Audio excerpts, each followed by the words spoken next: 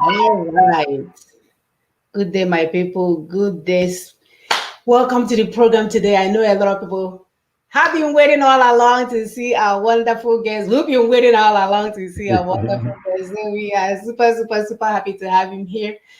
Sorry for the late start. Yeah, it's one of those things, but we're here now. It's only 10:35. Today is July the 10th of 2021. My name is Muna Chimsada, and I am here in Houston, Texas. I will have my beautiful sisters introduce themselves. Hey, good morning, viewers. Thank you for being part of today. We have a very wonderful guest. Please, if you have wool in your ear, put them out. Pull any wool you have in your ears because it's about to dissect. You know when to dissect bujaya, in such what we are talking about. We are so happy to have you. My name is Dr. Augusta Nosika. I'm in Richmond, Texas. Thank you for being here. Yes, bro. Thank you. Thank you very much. Thank you, my sisters. Thank you, Dr. Baseki. We've been waiting to have you, and we're glad you're here. Uh, my name is Dr. Ekwi Simon Okube, Lexington, Kentucky. Before we go, let's give us food for thought. You see, opinion is different from facts. Before you form an opinion, please get your facts right. It is true that everyone is entitled to his or her own opinion, but an opinion not based on facts and truth. We only entertain whoever that chose to have such an opinion.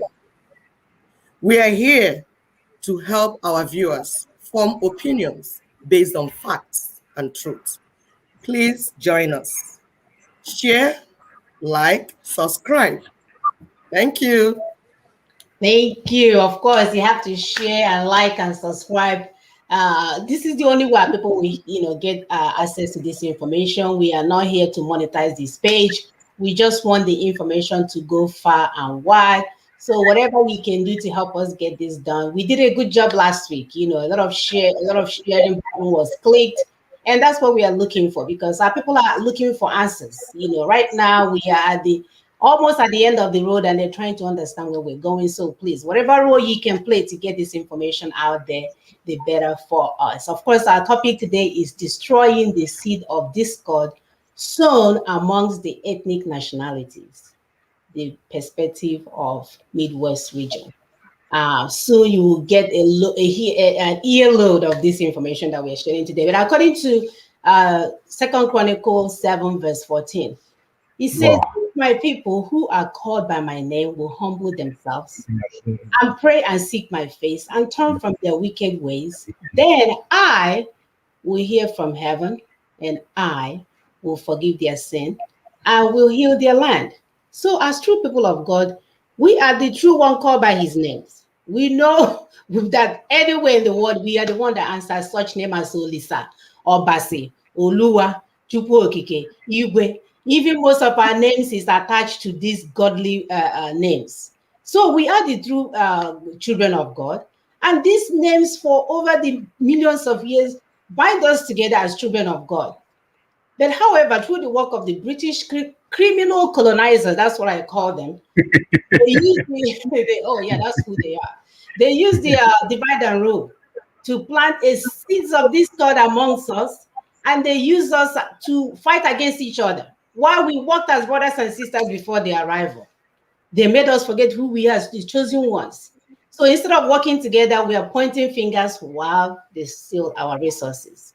You can imagine if we go back to the word of God in Chronicles, how our lives will immediately change. So our wonderful guest is here to plant the good seed of recognition of our similarities, as well as other attributes that bind us together as one. He said, a nation like Nigeria does not exist anywhere else in the world, a place where people are coupled together against their wish under a terrible arrangement. Our guest, Dr. Don Pedro Obaseki. He is a man wearing several caps. He is currently the President General of the Midwest People Movement, Edo Delta Indigenous Peoples Welfare Association. He's also a professor of history and literacy studies, both at home and abroad. Who tell it the way it is? Get ready, guys, because this guy here, he does not play. So Well, use this. You're going to hear the truth. He is not a stranger to liberation movement. He has worked at both as a student, a staff lecturer, an activist. He's been to political jails. He's done it all. He knows how this whole process. So as one of the founders, he's also a household name in Nollywood. Some of his wonderful work include the Dodo, Aziza. He also worked as the list is endless. But most of all, the one that is important to me that he's also an in-law to the great Igbo nation. That part I'm going to clap for. So, today is going to help us to tease out the truth from the big lies and failures that Nigeria has become. So I'm going to start today's video so that you guys can get an idea where we're going with today's topic. Give me a moment. Sisters, do you want to add something while I pull up this video? I want to welcome all guy. Okay, is that not how it's said? I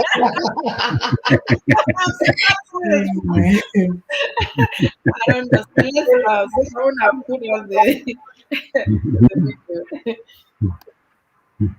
good day. I'm very happy to be here. It is not easy to be, Daniel in the lion's den. I'm in a den of female of lionesses and Amazons who have taken the Nigerian project by the cuff and the scuff, so as to rescue our people from this unbridled hegemony. And I truly believe that it is the will of God that we all begin to talk together so as to take away this scourge that our people have been faced with. Thank you, my brother. Here is our first video. Congress has reaffirmed that it will no longer be committed to the Nigerian project if fiscal federalism is not implemented by the federal government. Its resolution is coming just a week after meeting with President Muhammadu Buhari. The executive of the socio-cultural Ijaw elite body says it has communicated this message to the British Council. Now the burdens of this nation on our shoulders for too long. And it is time we have to place minimum conditions. The first condition is the issue of restoration of true federalism. And number two, you have to place us as non-balkanized people. You cannot scatter us into states and make us minorities. Cannot be in a country where slaves, where we produce the resources that sustain this nation. If these minimum conditions are not met, we are no longer committed to the Nigeria project. And that if we are living as a Ijaw republic, we shall do it peacefully and legally. That was the message we placed on the floor, and the message we are sending to the British High Commission, to the British government, to come and undo what they did that has placed us where we are. You can say that again, to come and undo what they did. What they did. We are going to help them to undo what they did this time around. We're not allowing the criminal colonizers to come and undo what they did, because God knows what else they will plan to steal our resources.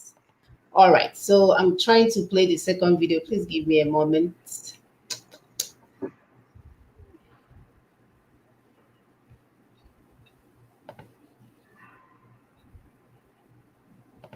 They need to come out and do what they did. That's funny.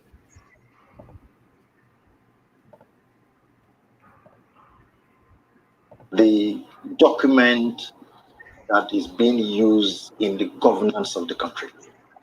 The Constitution. As far as I am concerned, like as you do well know, the Constitution is an aberration. It is not proper. It is supposed to be a document that will be fair, that will take care of the interests of the people. Today, we can say that that Constitution is in favor of the North. Can I use the word, even though it has been used often, hackneyed? The new nation called Nigeria is an estate of our great-grandfather, Uthman Dan Fodio, and that will ruthlessly resist any change of power, using the minorities of the North as willing tools, and the South as a conquered territory. Never to allow them think about their well-being, and we should not allow any of them to rule over us. These are things that have been stated since 1960. I can tell you that the Constitution is that. There is an imbalance, and it is not proper. So, and in that Constitution, the president has the powers of doing what he feels like doing. I can tell you, the Avengers came up in 2006. People will tell us that why didn't they do all of that when Good Luck, a man from the South, was the president? Look, rulership is a continuum. Good Luck was a president, he left office. So President Buhari took over. So whatever that was left before that they didn't take care of must continue. There were issues that were laid down before amnesty was granted, and those things were going on from Mr. President came on board. What are we talking about? Development of the place. So we are also come to understand that only when we take some arms, militancy, that is when they listen to us. That was what happened during 1966, when some people started looking for state creation from 1940, after regionalization in 1939. No state was created for some people for self-identity, even though they went to Lancaster House, where they said we should be recognized as the for people. We came, we went there and said we need to have a state created for us. We went to the criminals. It was only when Isaac went into militancy that the state was created after 27 years. And that is what that has come on to them. So you would not blame any group of young men that are agitating in the South, in the Niger Delta region. Avengers not different. Now, Avengers have been under for some years now, for some three years now. Let's check out what happened within that 3 years, that there was no agitation from them. What level of development was experienced in the Niger? There was no development. By the time we were able to secure what we call ceasefire, these young men respected the elders, the people that approached them, discussed with them. And after all of that, they now told the elders what they want that should be brought to the table. Which were development of the area, the University of Maritime University, opening roads, infrastructure. Look at the East-West Road that was awarded since 2006, 15 years ago. All right. It has not been completed.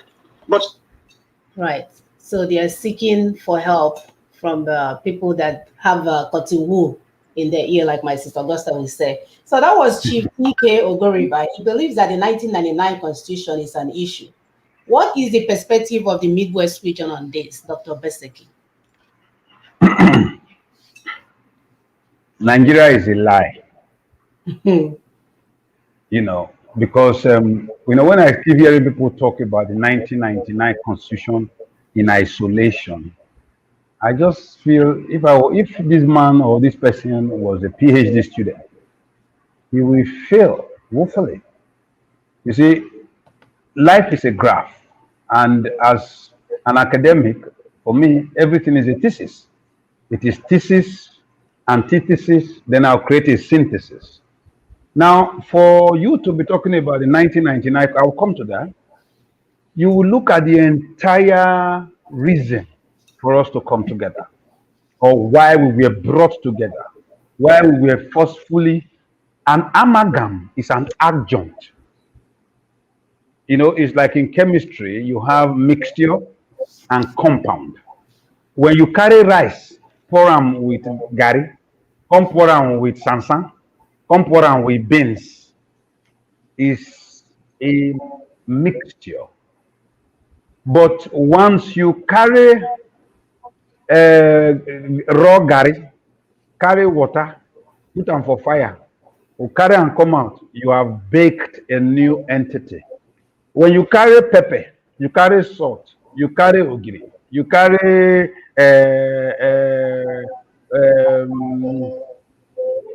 whatever, okay, you mix them together.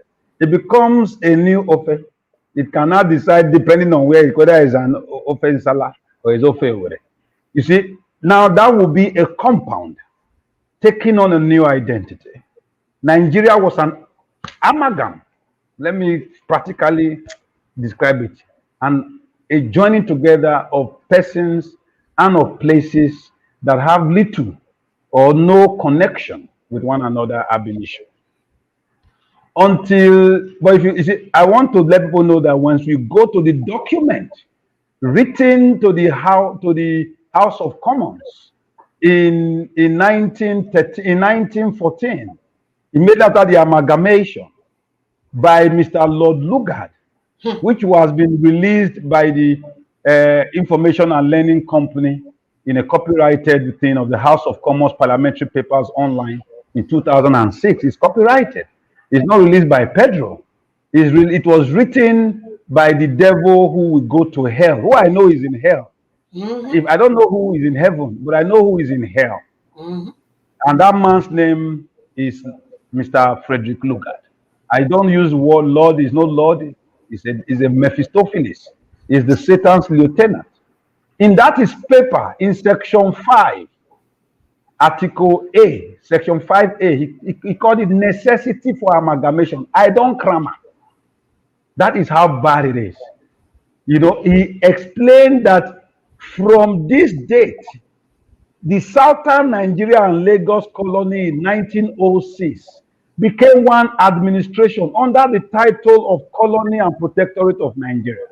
And from this date, the material prosperity of the South increased with astonishing rapidity. And he now quoted the liquor duties that had increased in that time frame by almost £1 million as at 1990. He said they yielded a sum of £1,138,000 in 1913. In the next paragraph, he said the North largely dependent on the annual grant from the imperial government was barely able to balance its budget with the most parsimonious economy. You have to understand. And was starved of the necessary staff. That they couldn't raise money, they had no commerce, and they had no staff. And we are unable to find funds to house even the officers of the British government. He says its energies were concentrated upon the development of the native administration and the revenue resulting from direct taxation. And he says that one portion, which is Southern Nigeria, which is Northern Nigeria, was dependent on the grant paid by the British taxpayers, which in the year of amalgamation stood at 136,000 and had averaged 314,500 pounds for the 11 years ending in March 2012. But however, the southern part have yielded a sum of £1,138,000 in 1913. Wow. Now, why did I quote this? It is important that we know that the reason Nigeria was put together wasn't even because of administrative convenience. It was because of the fact that there was a schematic from 1906 to make sure that the North is pacified because of, to use the words of Lord Lugard, their parsimonious economy and the inability of them to even grow staff to run their own government.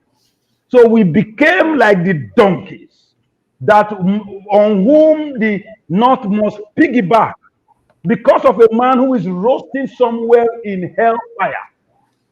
Lord or whoever dishonorable Satan Lugard.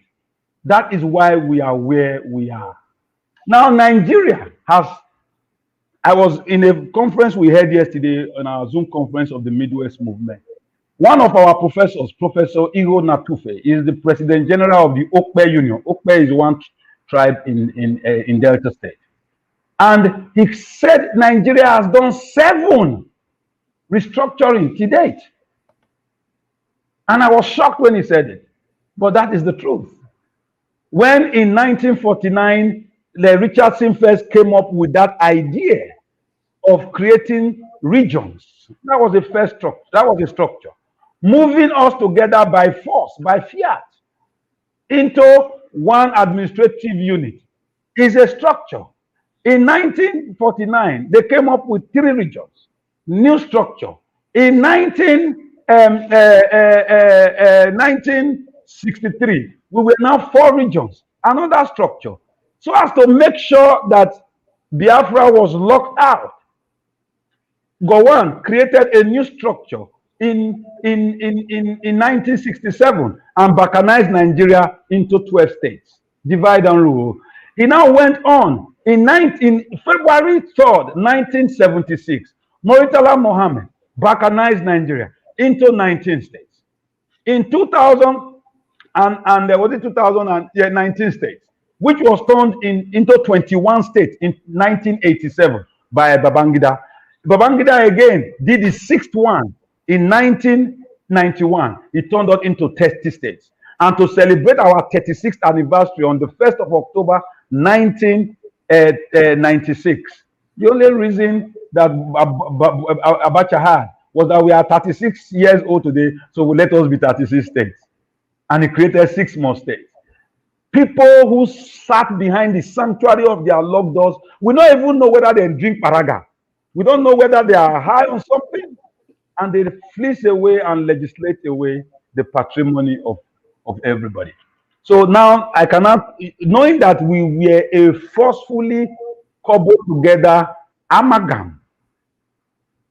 amalgamation, we can now begin to see why those structure and restructuring and tinkering, and we keep going on. It's like somebody sitting with tools to fix a badly created shoe. You will continue to be a bad cobbler.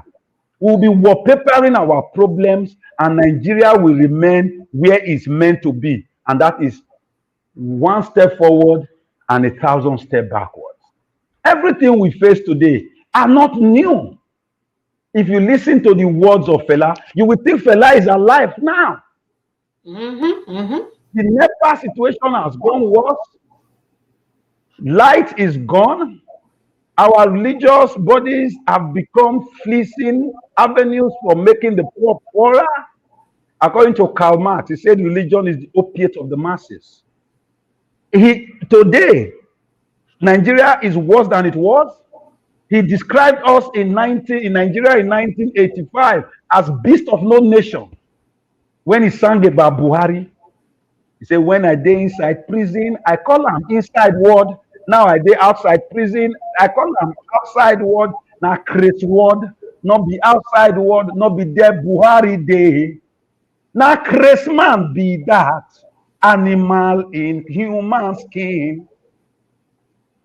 The man couldn't have been involved in the present political shenanigan for him to have described so succinctly what is yet to happen. Nigerians don't realize that when we look at Mr. Buhari today, General Muhammadu Buhari today, or whatever coloration he was repackaged to us, it's like somebody carrying, so look at him, carrier and seller of shit. And you package it now, put the old shit, cover it with icing, and sell it at McDonald's as something brand new. But we know inside of it, it is full of elemental poo-poo. Now, let's look at 1999 Constitution. Yakasai and Yadudu, advisors to Mr. Abacha, inherited by Mr. General Abdul Salam. Why was they inherited? They had proposed a crazy constitution which led Alex Ekweme in 1990, I think it was 1996, to propose that we split Nigeria into 6 geopolitical zones. Those geopolitical zones that we call it today, south, south, southeast, northwest, they are northeast, north central, southwest. They are not. They have no place in our constitution. They are nowhere. They are just social media banding. Nothing there. So when I hear them say it, I just laugh. It has no basis in law. So he created 6 vice presidents. 6. Now those people, when they came up with 5 political parties. All the 5 political parties, we still have all those who are now in government today, adopted a rogue killer, Abacha, as their candidate, as the sole candidate. Then myself and a few of us, I don't want to name their names, and one of them who just died of late, Uncle Yinka, may also continue to rest in peace, Yinka Dumaki. We were driving Radio Kudira from one place in Lagos to another so as to avoid Sergeant Rogers from bombing the radio station. It was the idea of Professor Wole Soyinka and my dear friend Matthew. Now, in spite of that, they chose the same person. Those 5 political parties were described by the late Chief Bola Ige as the 5 fingers of a leprous hand. Nigerians have forgotten. We don't remember. Now we carry this man today, and then they cobble together a constitution. Because Nigerians were tired and weary of the military, nobody bothered to look at that constitution. In reverse, look at 1963 or 1960 constitution at the Lancaster House. Tony, right? Say pleasant are thou amongst women. Tony, amongst women. You are very cold now. What about you?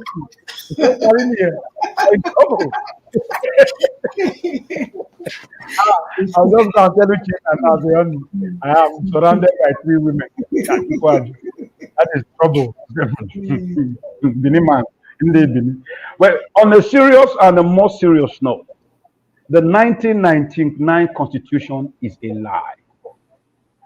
It is a big, fat lie. Because the first line at the opening of the Constitution, it says, "We the people." A lie. For that "we the people" to make sense, it means that if you are from Isikwato or you are from, okay, let's just don't use the villages.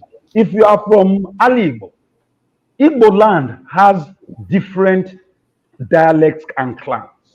So somebody must come from Henri. Somebody must come from Nkwe. Somebody must come from Ungwa land. There must be an Mbise man sitting in the hall. There must be somebody from Indemili. There must be somebody from Mbitoli Kedu. There must be people sitting to determine what is the Igbo stand in this new constitution. There must be somebody from Benin. There must be an Ora man, a Shekiri man. There must be a Bachama man. There must be a Zuru man. There must be somebody from all the ethnic nationalities of the South. We are 65. So when we sit, like they did in 1960 to 1963, to write that 1963 Republican Constitution that was based, if you ask me today, Pedro, who was the Shekiri man that was at the Constitutional Conference? I won't think twice. I will just say Chief Arthur Prest. I will tell you, oh, that Mokubu Okoye was there. I will tell you, okay, Tafawa Balewa was there. Now in 1999, who was there? Who represented Equators in Ambo? Who represented Miss Anosike? Who represented the daughters of Dr. Baseke, I know who even represented our rogue brother, Nnamdi Kanu, and the people of Umuahia, and the areas he comes from. Who represented the Isikwato people? Who represented Obemo Hafia? I'm making this because I'm talking to Indigo. The Constitution is a lie. And until you open that big fat lie and punch that balloon so that the oozing, dirty, crazy live reading air is let out, Nigeria remains born dead. Hmm. In 1959, my professor, in fact, in short, when I was reading one of his works, it's one of his articles, very rare article. It's titled "The Cradle of Being and Nothingness." That is Professor Wole Soyinka. In 1959, he wrote a play, which was actually at the beginning commissioned for the Nigerian independence project. But when the people saw it, when those people who were going to do independence saw it, they refused to show it. Because in it, it showed Nigeria as a forest of 1,000 demons. It showed Nigeria as a huge behemoth where the chief, he called it the smoking, never-ending, retarding culture that he lived with growing up, even in Ake in Abeokuta, living and going to work in Ibadan, going to school in Ibadan, going to the United Kingdom. He saw that Nigeria was alive. And he described Nigeria there as the Abiku, a child born dead. That is, he was visionary enough to know that there is that he said you zero in the zero of nothing. Nigeria was a perfect zero. Now, in the 1999 constitution, the people looked at the entire constitution. The two I don't want to use Hausa because Hausa has marginalized. The Hausa man has been seemingly marginalized. When my friends ask me, what did be Hausa? I'll be Hausa, I'll be Fulani. I'll say, okay, listen. That man went black when he knows they almost resemble your nose. And he's just content with selling sweet and carrying water and being your megad. He's not bothered about the next. He's not bothered. He doesn't find trouble. Hausa.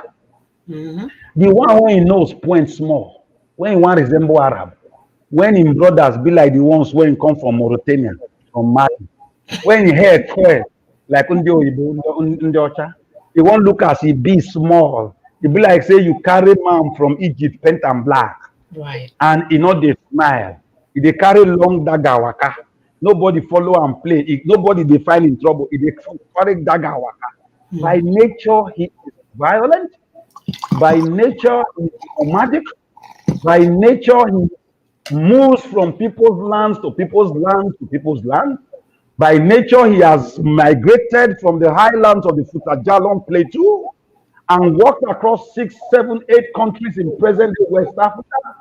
A man who can afford to trek for 3,000 kilometers of land that doesn't belong to him and appropriate it while going on. It is simple. That is the man that is a problem. And in Nigeria, the authentic Puel, P-U-E-L, that is the original name they call themselves, whom you call Fulani, or who speaks a language they call Fufude. They don't speak, they are not native Hausa speakers. And they are not Muslims like we all majorly think. Only those who live in the towns, they call them town Fulani. They are the ones who are Muslims. The real cattle rearing headsman Fulani worships the cattle. He's an animist. He's worse than a juju worshipper. That is a problem. By nature, he wasn't designed by God to live among humans. That is the truth. We cannot run away from that. So when you are looking at the situation where somebody will just walk into your community and kill everybody, it is because ab initio his culture tells him that it is the life of an eye for an eye. He is brought up in the Hammurabi code of law, an eye for an eye. So if I have a problem with anybody, the best way to solve it is to kill him and kill all his family so that none of his family can come back and take revenge on me. So it's a Scotch edge policy. That is how they were brought up. So when he gets up and says that, like my honorable Ogoriba said, as Karibe said, that he walks up and says he wants to continue the jihad of Mr. Danfodio, Usman or Usman, Shehu Usman Danfodio, and take it to the sea. It is something that is ingrained and embedded in his DNA. And hence the president can stay on national television in a broadcast watched by everybody on planet Earth and say that his first allegiance is not to the constitution to which he swore, not the oath, but to his brothers. He said, they are my Fulani brothers. I cannot ignore them. It's just like you coming to tell me today that because Mr. What's his name? Donald Trump was Irish and German. His first thing should be to protect Dublin and Ireland than to protect people in Texas.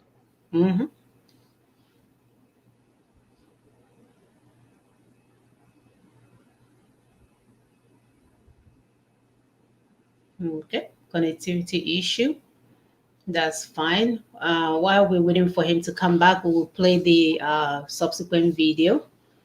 Sisters, you guys can hear me, right? Yes, Okay. Yes. It's just Obama. Okay. All right. Sorry, man. I think they were no. Just net. No, yeah. Maybe they don't try block my internet again. It's not. It's not. Let me bypass them, please. It's not unusual. It's what we have to live with. Coolio, that American rapper, once called it "Gangsta's Paradise." That is where we all live.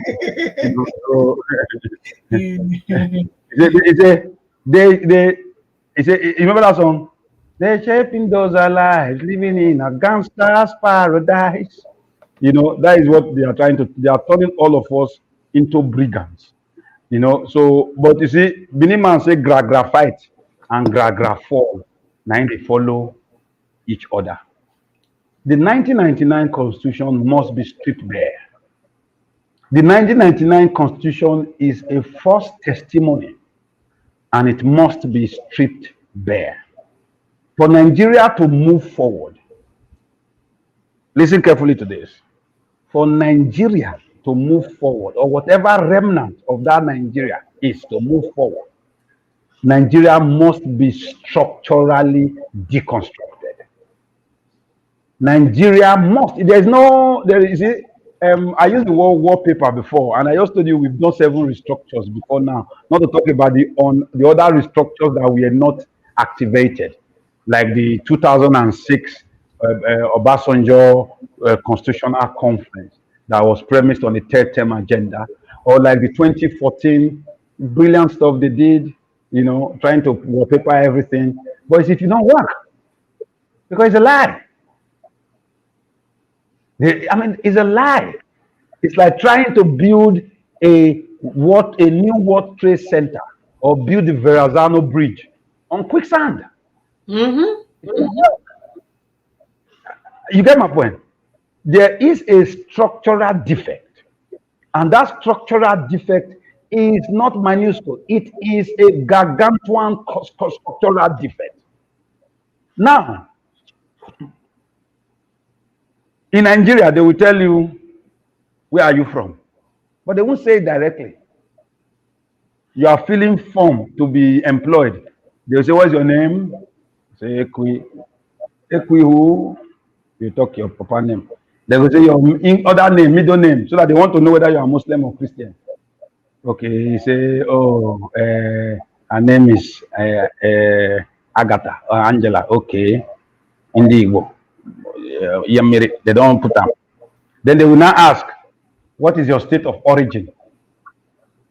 Then they will now ask, what is your local government area?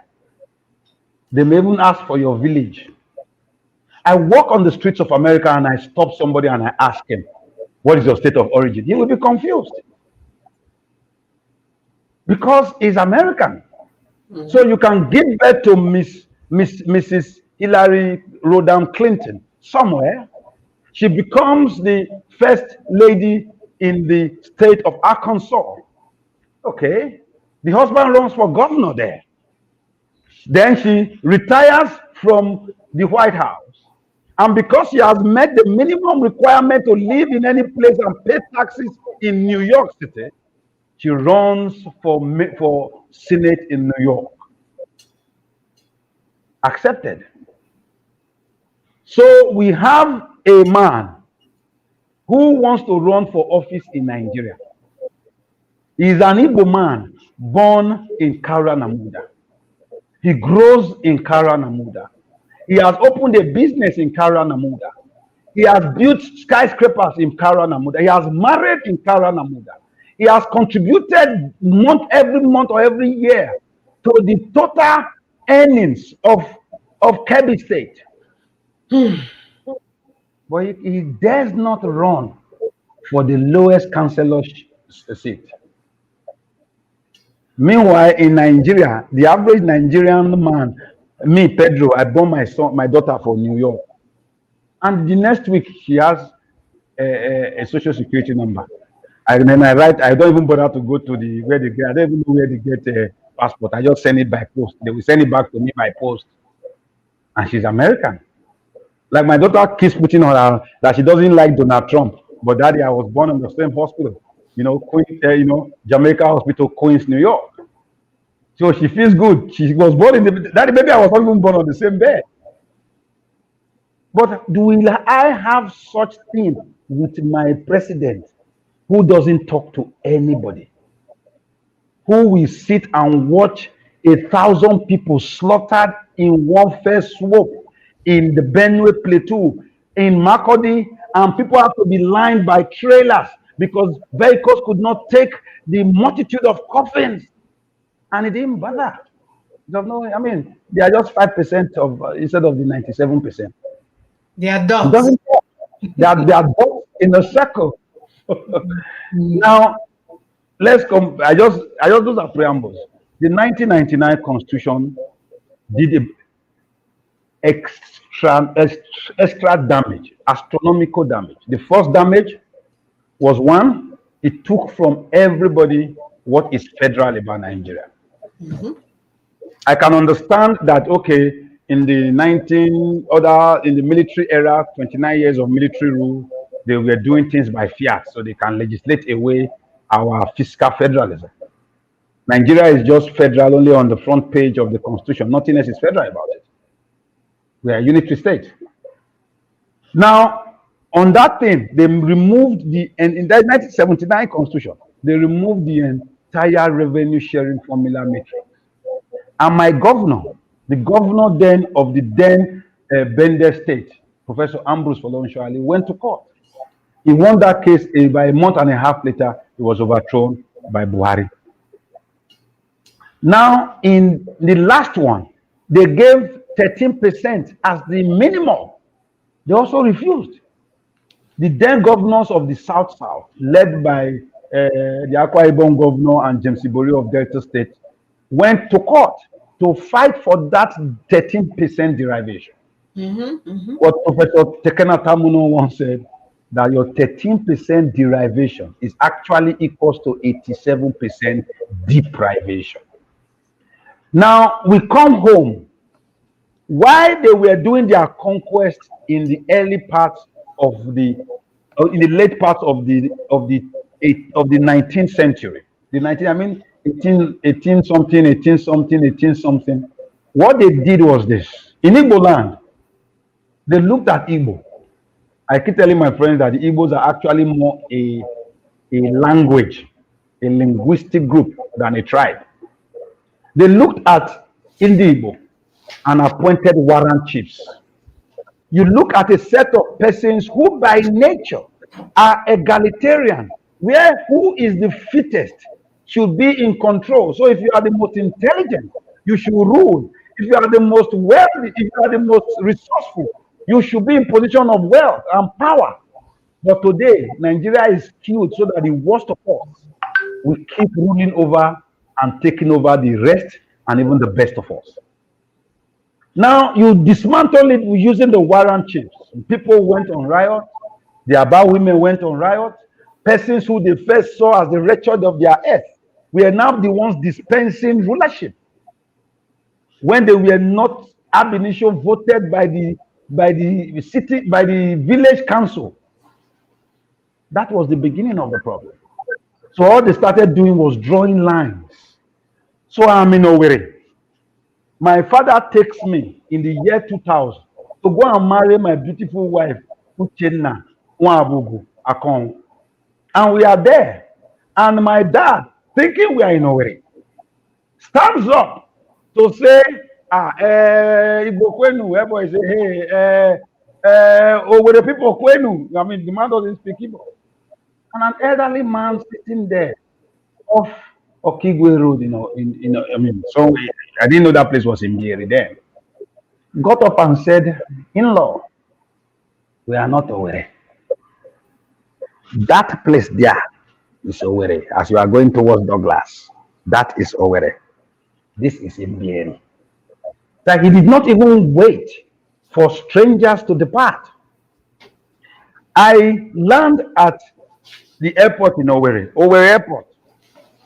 And I came down from the airport, it was years ago, and the taxi driver that carried me said, the side towards Ngopala is blocked. He wants to take inside MBC and go and take around. I say, okay. I say, Owerri, this is Owerri Airport. No, he said, oh God, this is not Owerri. This is MBC. And that place is Abumbise. Don't call us Owerri. Why I'm saying this is, a time has come for Indigo to push away whatever elemental flimsiness that separates you. They are artificial. They don't exist within the cobbled network of the other major tribes, particularly in the north, and even the Yoruba. Many people don't realize that the word Yoruba did not exist until the 18th and 19th century. Until the fall of Ilorin, Yoruba did not exist. Everybody were living in separate parakos. It was Ekiti Parakpo, Ibadan Parakpo, Egba Parakpo. That was what they were. They never saw themselves as Yoruba. But today they see themselves as Yoruba. And they don't even want to be told that they were not Yoruba. And when they were forming their parties, I'm talking to Indigo, you have to go back and look at it clearly.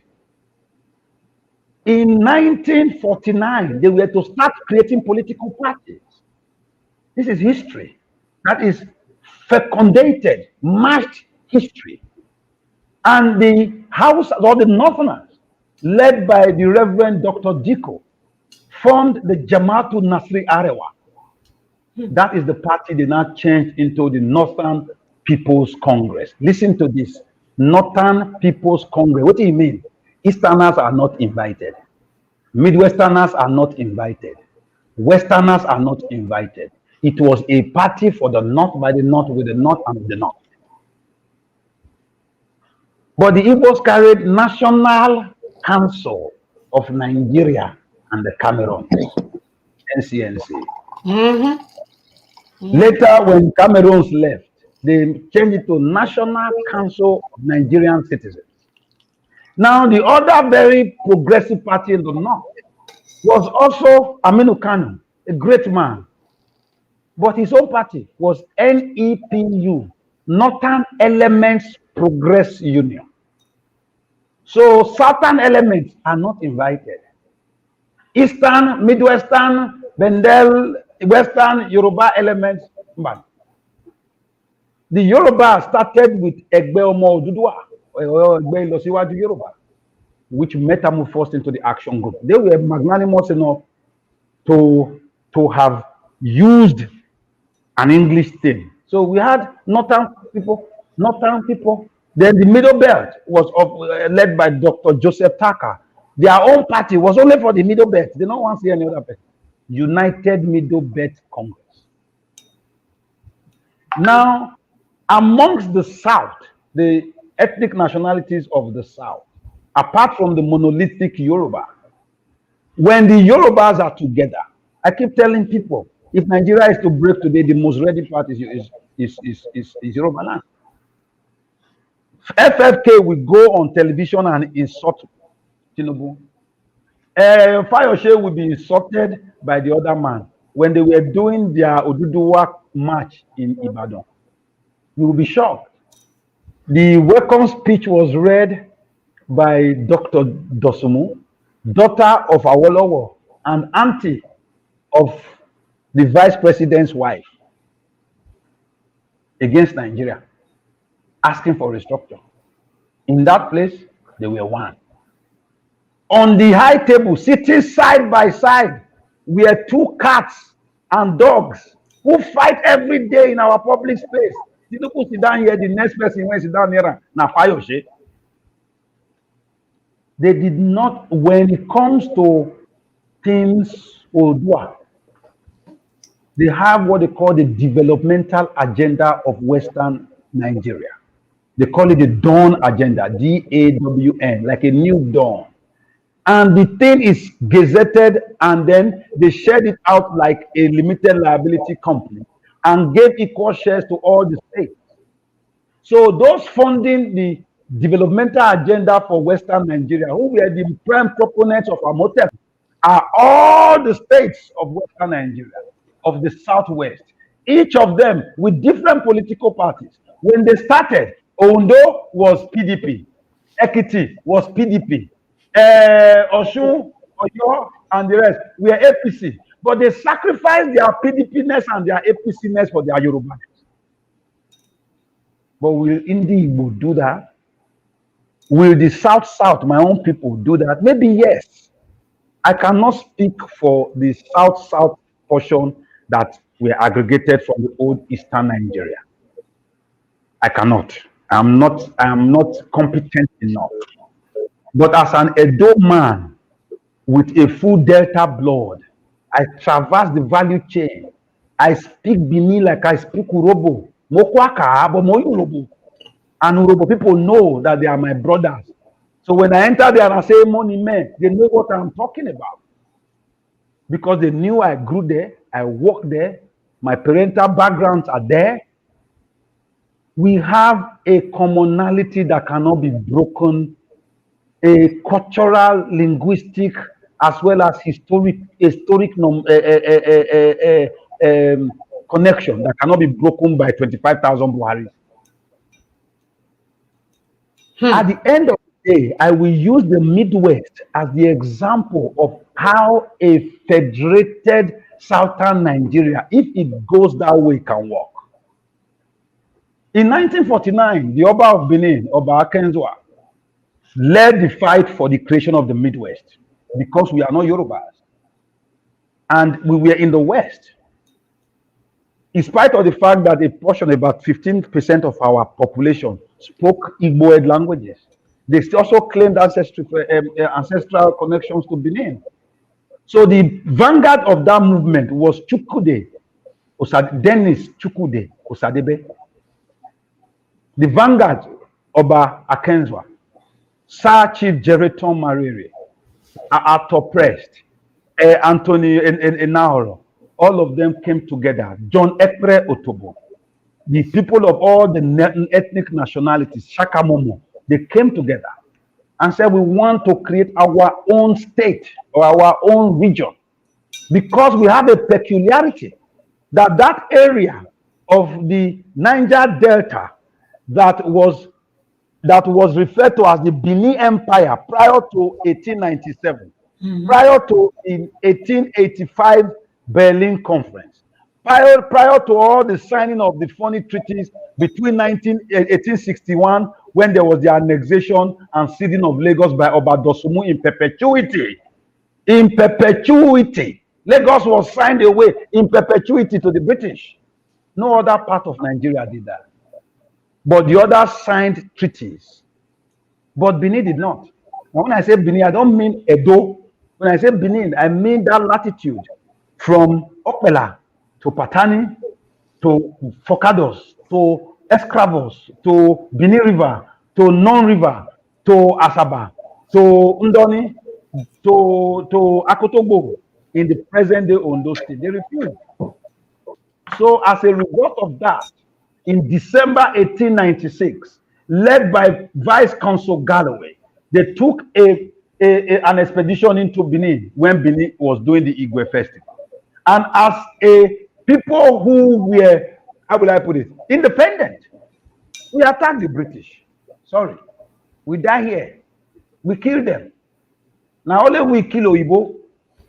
And Oyibo came back with Admiral Beecroft with 3 frigates and a warship, moved from South Africa and Sierra Leone and attacked us. And Benin was brought to a standstill in February 1897. So 3 years later, they successfully now amalgamated the whole southern part and declared the Southern Protectorate of Nigeria. Wow. So Wow. yeah, so we register when we are small. Benin man say do kawan uzaze alligator pepper small, but not use and play.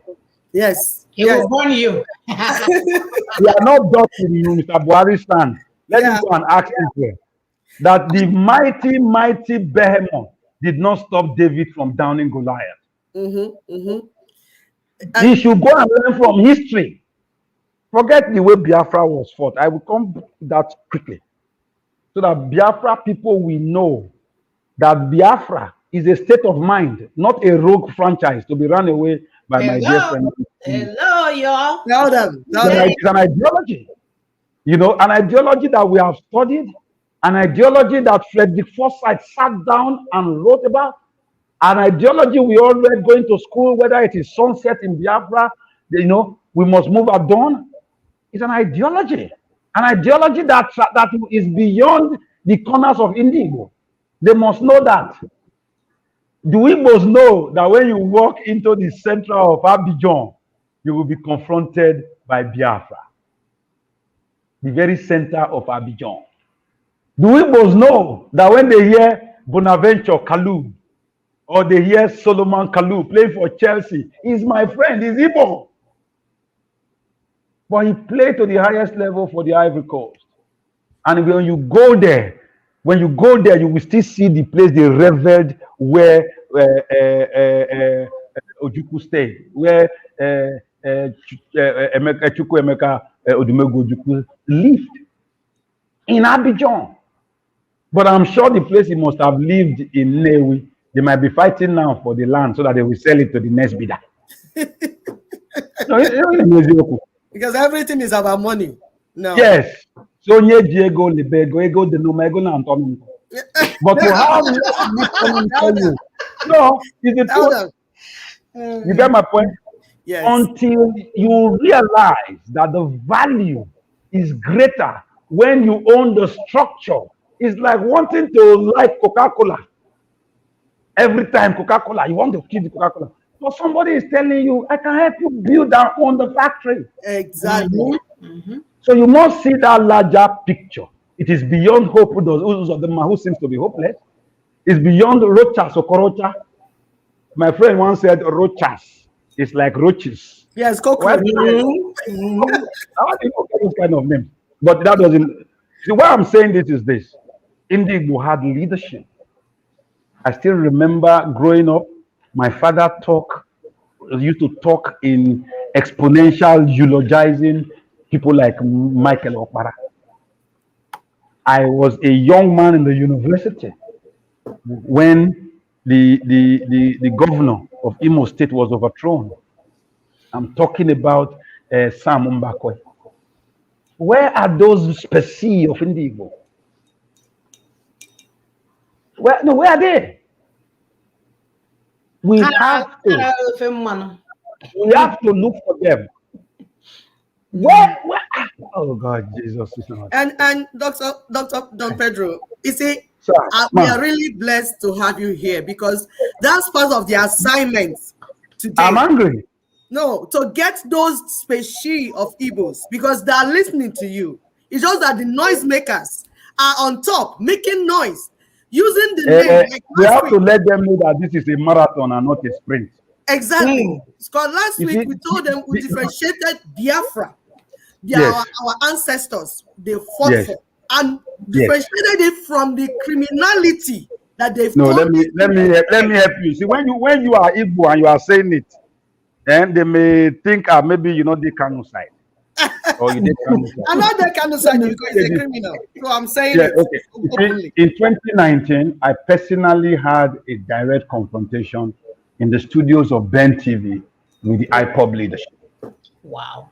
And I told them there, because they told me I was saying, I said, no. You cannot move the people forward if you don't raise their brain power upward. The people who seem to be chanting the Biafra franchise are kindergartens when it comes to the history of Biafra. You are here parading disinformation and misinformation.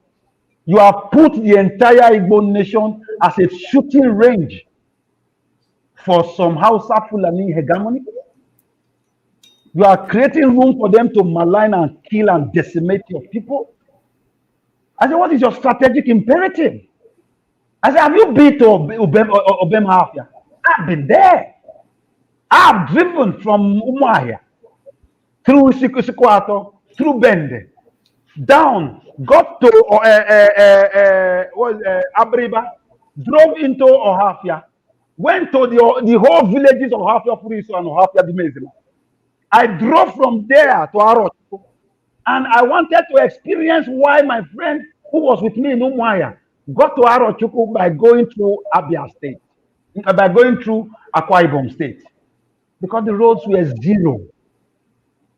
Now, when I got to Bemohafia, the entire one side of the entire Ahafia land, more than 1,200 hectares, more than enough to swallow half of Owerri, have been given to the Nigerian army. My mind bled. I said, who does that? Your people are looking for food. You don't have land. Indeed, you have no land. And you are giving the entire chunk of the most vegetative part of Abia State. From there until you bust out at this turn and turn back again, going back to Uturu, you gave the entire place to the Hausa. And you are hailing them. Stooges everywhere. Now, what I'm trying to drive at is this. Biafra is a state of mind. May I address, go back. Here. When the way they say, Nkem, Obem, you should put Biafra by the side. So if it's a woman, if you have your girlfriend or your wife, Biafra is the nest. That is how you should say it. But my friend turned it into a rogue. I will explain what I mean by a rogue franchise. I've heard Tonina use that, but I'm sure my analogy will be different. You saw that video that is going around the whole place. I'm among those sharing it. Seeing my friend speaking in 2012, fighting for a united one Nigeria. And I listened to what I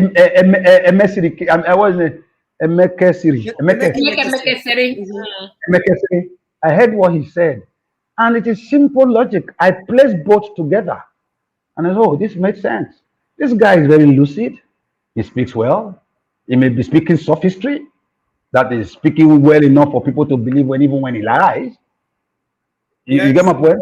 Yes, so, yes. Be the voice of us. Be the radio Biafra.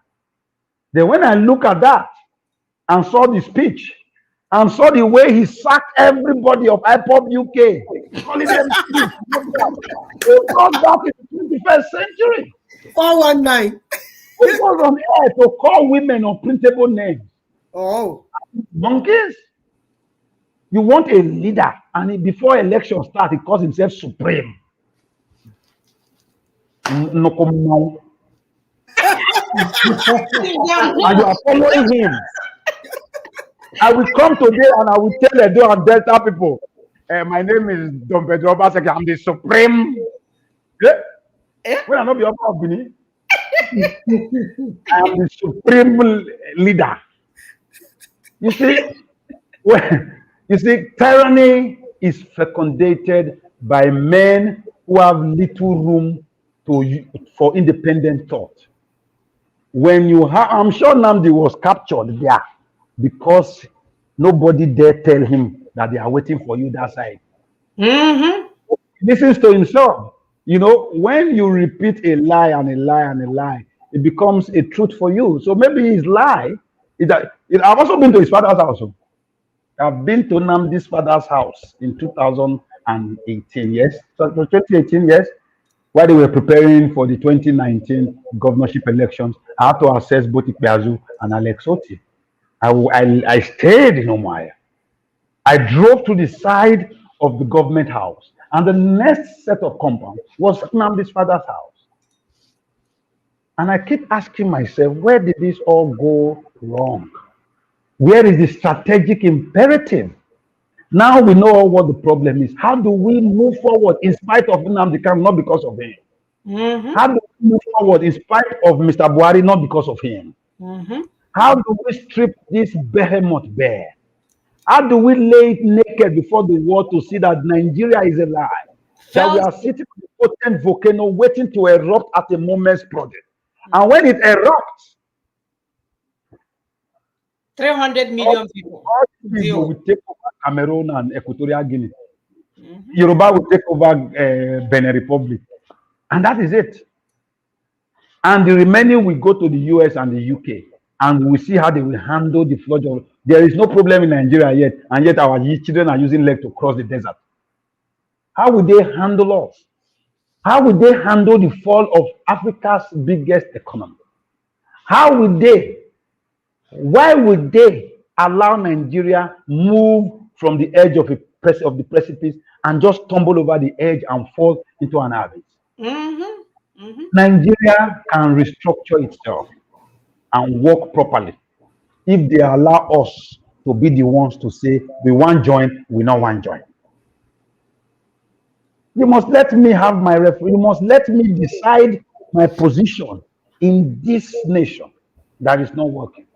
That is why the Midwest movement will totally sign on to NINAS, where the ethnic nationalities of the Edo and Delta peoples, the 13 ethnic nationalities, whether it's Akoko, Edo, Ora, Esako, Owan, Esan, Bini, Urobo, Isoko, Ishekiri, Urobo, Okbe, Western Ijo, Enoani, Kwale, we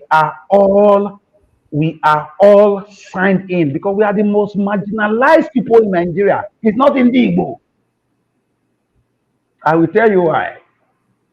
In 1966, January 15th, before Kaduna Nzogu, who is a Midwesterner anyway, people mistake the poor man for Easterner. Chukuma Kaduna Nzogu is from Opanam, between Agbo and Asaba. In short, it's where you now have the airport. That's where it comes from. Are you getting my point? Yeah. Now, on that day, there were 4 regions in this country. The Eastern region, the Western region, the Eastern region in Enugu, the Western region in Ibadan, the Midwest region in Benin, and the Northern region in Calabar, in Kaduna. Now, in 1963 Constitution, there were 46 senators.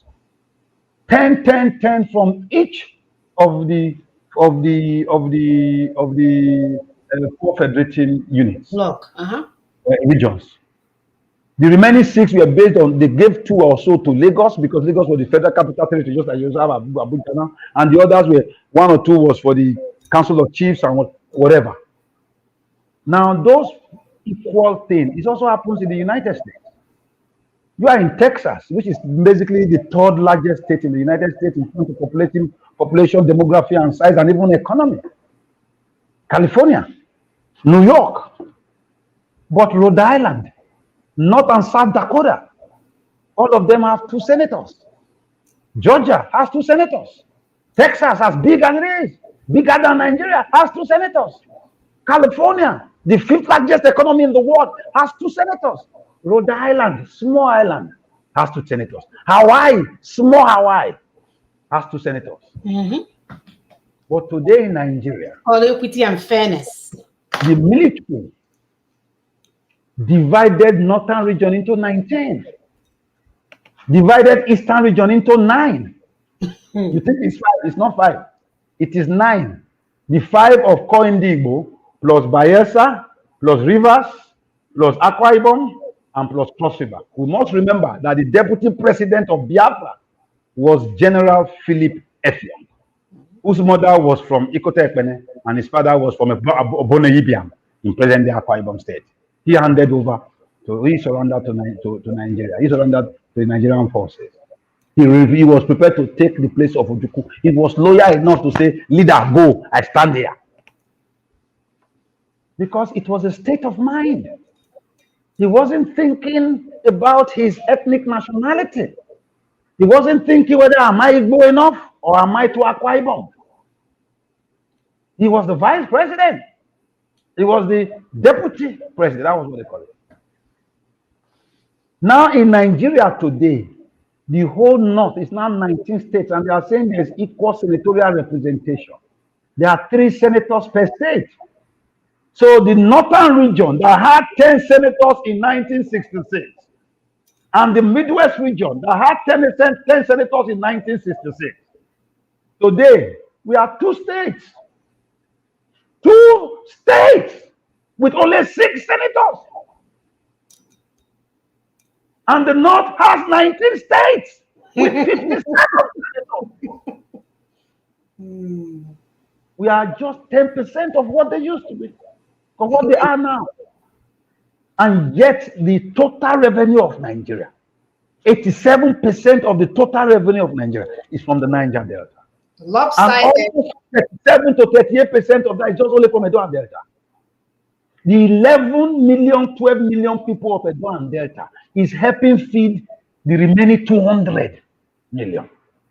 So they are building Nigeria, they are building their railway to northern Nigeria, to Maradi, on the soil-ridden backs of the creeks, of the people of Giligili, of the people of Baramatu, of the people of Okados, Escravos, of the people of Iluologbo, Eruelogbo, of the people of Ugeli, of Ujene, of Uweru. They are doing that. They are doing it on the soil-ridden backs of the people of Ogoni, who are just less than 100,000. And you call that one a nation? We are doomed to fail. That we have not failed before now is just because of that elemental Nigerian gragra. Like say, go work, no worry, never affect me. Okay, go pay school fees first. Okay, I won't carry my children travel. No, and that is it. But for how long will that last? We have gone to the elasticity point. And I keep telling people, I'm not angry at Buhari. I did a documentary that I say it today. I was scared before, but I don't care again. I'm capo faceless. The guy that did a documentary on Buhari, the documentary with which they used in shutting down AIT in 2015, that told Nigerians, the last line in that documentary is that they should look back. I told Yoruba, I said, Yoruba, remember what that man, Ogunde, told you guys in 1963 and 64 that led to the Wide West, that led to the fall of the First Republic. And I said, the rain will be the leopard, but it won't change its spots.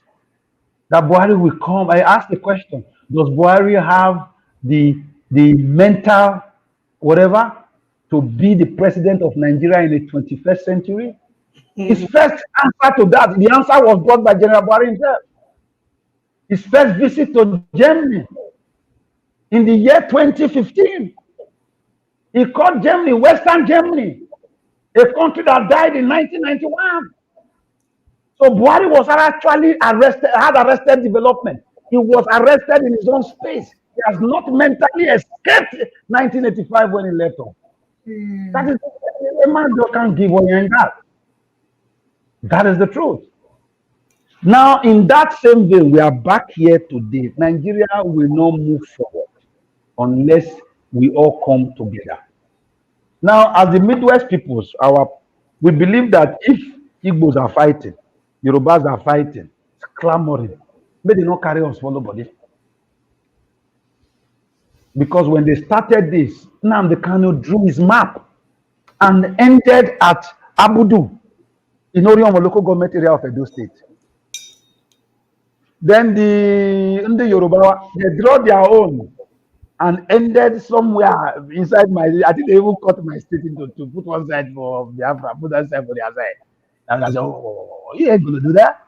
We are not going to be cannon fodder or collateral damage in any conflagration that we know may happen. So we rose up and said, this time we will not be 1967. When they drove into the Midwest and was used, the Nigerian Civil War was fought in the East and only the Midwest. It was never fought in the North. It was never fought in the West. The only thing that got to the West was the vehicle that got there to Ore in the morning. Ore is just 42 or 43 kilometers from the boundary of Edo State. 22, sorry, from Mofosu. And drove back. So people who don't know where Ore is, they think Ore is one place inside Yoruba land. Ore is not, is it Yoruba? Ore is more Benin than Yoruba. And then they drove back when Victor Banjo was turned back. So the fight outside Indigbo was in the Bendel, was Al Midwest, our place here. And we don't want that to happen. And we are not saying it because we hate Igbos. I am almost Igbo. I'm actually mentally Igbo. I have 4 beautiful children. See them, see my children. See them. My 4 children. Every one of them has an Igbo name, given birth to by the most beautiful Igbo woman ever born. Because if I tell my church, if I marry, if I come back again to this life, it doesn't make I make one, which I will marry my wife, because I never see anybody who will marry me because I decrease. The girl has managed my hala, my crazy man. If I get angry, she will just be shaking her bum bum. And it will just calm down. Then when Cole catch me, I remember her. Yeah. You know, even Owite, I remember her. I cannot change. I thank God for my mother-in-law. My mother-in-law is an angel. That is the truth. And my best friend outside of my immediate family is one of my brother-in-laws, Uzoma. I tell him everything. I have started an Igbo Dome. I'm among the first 3 people in Hollywood. I'm a patron of the Association of Movie Producers of Nigeria. I know every back of Indigbo, like the back of my palm. Whether you are from a boy, Igbos don't even, it was me that even told them that Abia is not an Igbo word. When Abia was created, it was created from an acronym of Aba, Bende, Isikwato, and Afikpo. That's how you got Abia. So I know Igbo. My film, Igodo, is maybe the largest film of Igbo extraction. We were using Ghana Must Go to carry money just to sell, when you were selling almost 3 million copies of Igodo. I know everywhere. I mean, I love Igbo land. I helped start both Opiweka and Panduraba. So I'm not against Igbo, but I'm saying that Igbo may be able to go further by extricating that mentality of me, moi. This Egom, Obim, Alam. No. You have to just leave it. Now, Obimu is okay. It's not okay. That's why many of them are not married. Okay, for those that are married, Obimu is okay. Okay, I agree. You know, so it is important. Then I don't know whether it's important for me to talk about Nnamdi. The reason I'm saying is, I think Buhari made a mistake by arresting Nnamdi Kanu for one reason. The boy wants to be popular. But however, unless Nnamdi Kanu is taken out of the picture, the Igbo self-actualization will never work. Because you cannot base, is it true? The noise is too much now. The noise is too much. Number one, is angling a proper, legitimate struggle on propaganda and half lies and half truths. He is endangering people when he is not prepared. Preparation to separate is not premised on war. It is premised on capacity to war while you jojo. If, for example, the largest economic drivers of the Nigerian nation, you own Nigeria. If we decide now and say, okay, we will not vote 2019, 2023, no election. Not one cockroach or one hopelessness will go behind and carry money and come to the center of town or come to Okigwe Junction and start tearing the money, and everybody starts running after the money. The next day, everything you agreed in the morning is taken away and replaced by money. That will not work. Number two, it is important that the Indigo begin to see that Biafra is a franchise. Hello. That Biafra is not even an Igbo word. It's not yours. It's an Ijaw word that was used to describe the rough waters of the mouth of the Brass and Bonny currents. It's derived from the word is Biafra. It's an Ijaw word, meaning you not fit pass here. And it was suggested to Ojukwu because of the fact that the British or the Portuguese, while they were lining the two bites, there are two bites in the Gulf of Guinea, the bite of Benin and the bite of Biafra. So the Oyibo couldn't pronounce Biafra or Biafra or whatever and call it Biafra. So you are holding tenaciously to a word that is not even Indian. But is the name Biafra equal to the legitimate quest of the people of Indigo to have proper life, proper recognition, proper determination, proper actualization of their humongous potential that would have taken them ahead of every part of Nigeria? A set of people who were landlocked in 1967, 68, 69 and created Ogbunigwe from zero to something and held the Nigerian army at bay without food for 3 years. Come on. There is something in Igbo DNA that needs to be triggered and reawakened. Amen. Just as you love the money, love the fact that you can actually be the printer of the money rather than the collector of the money.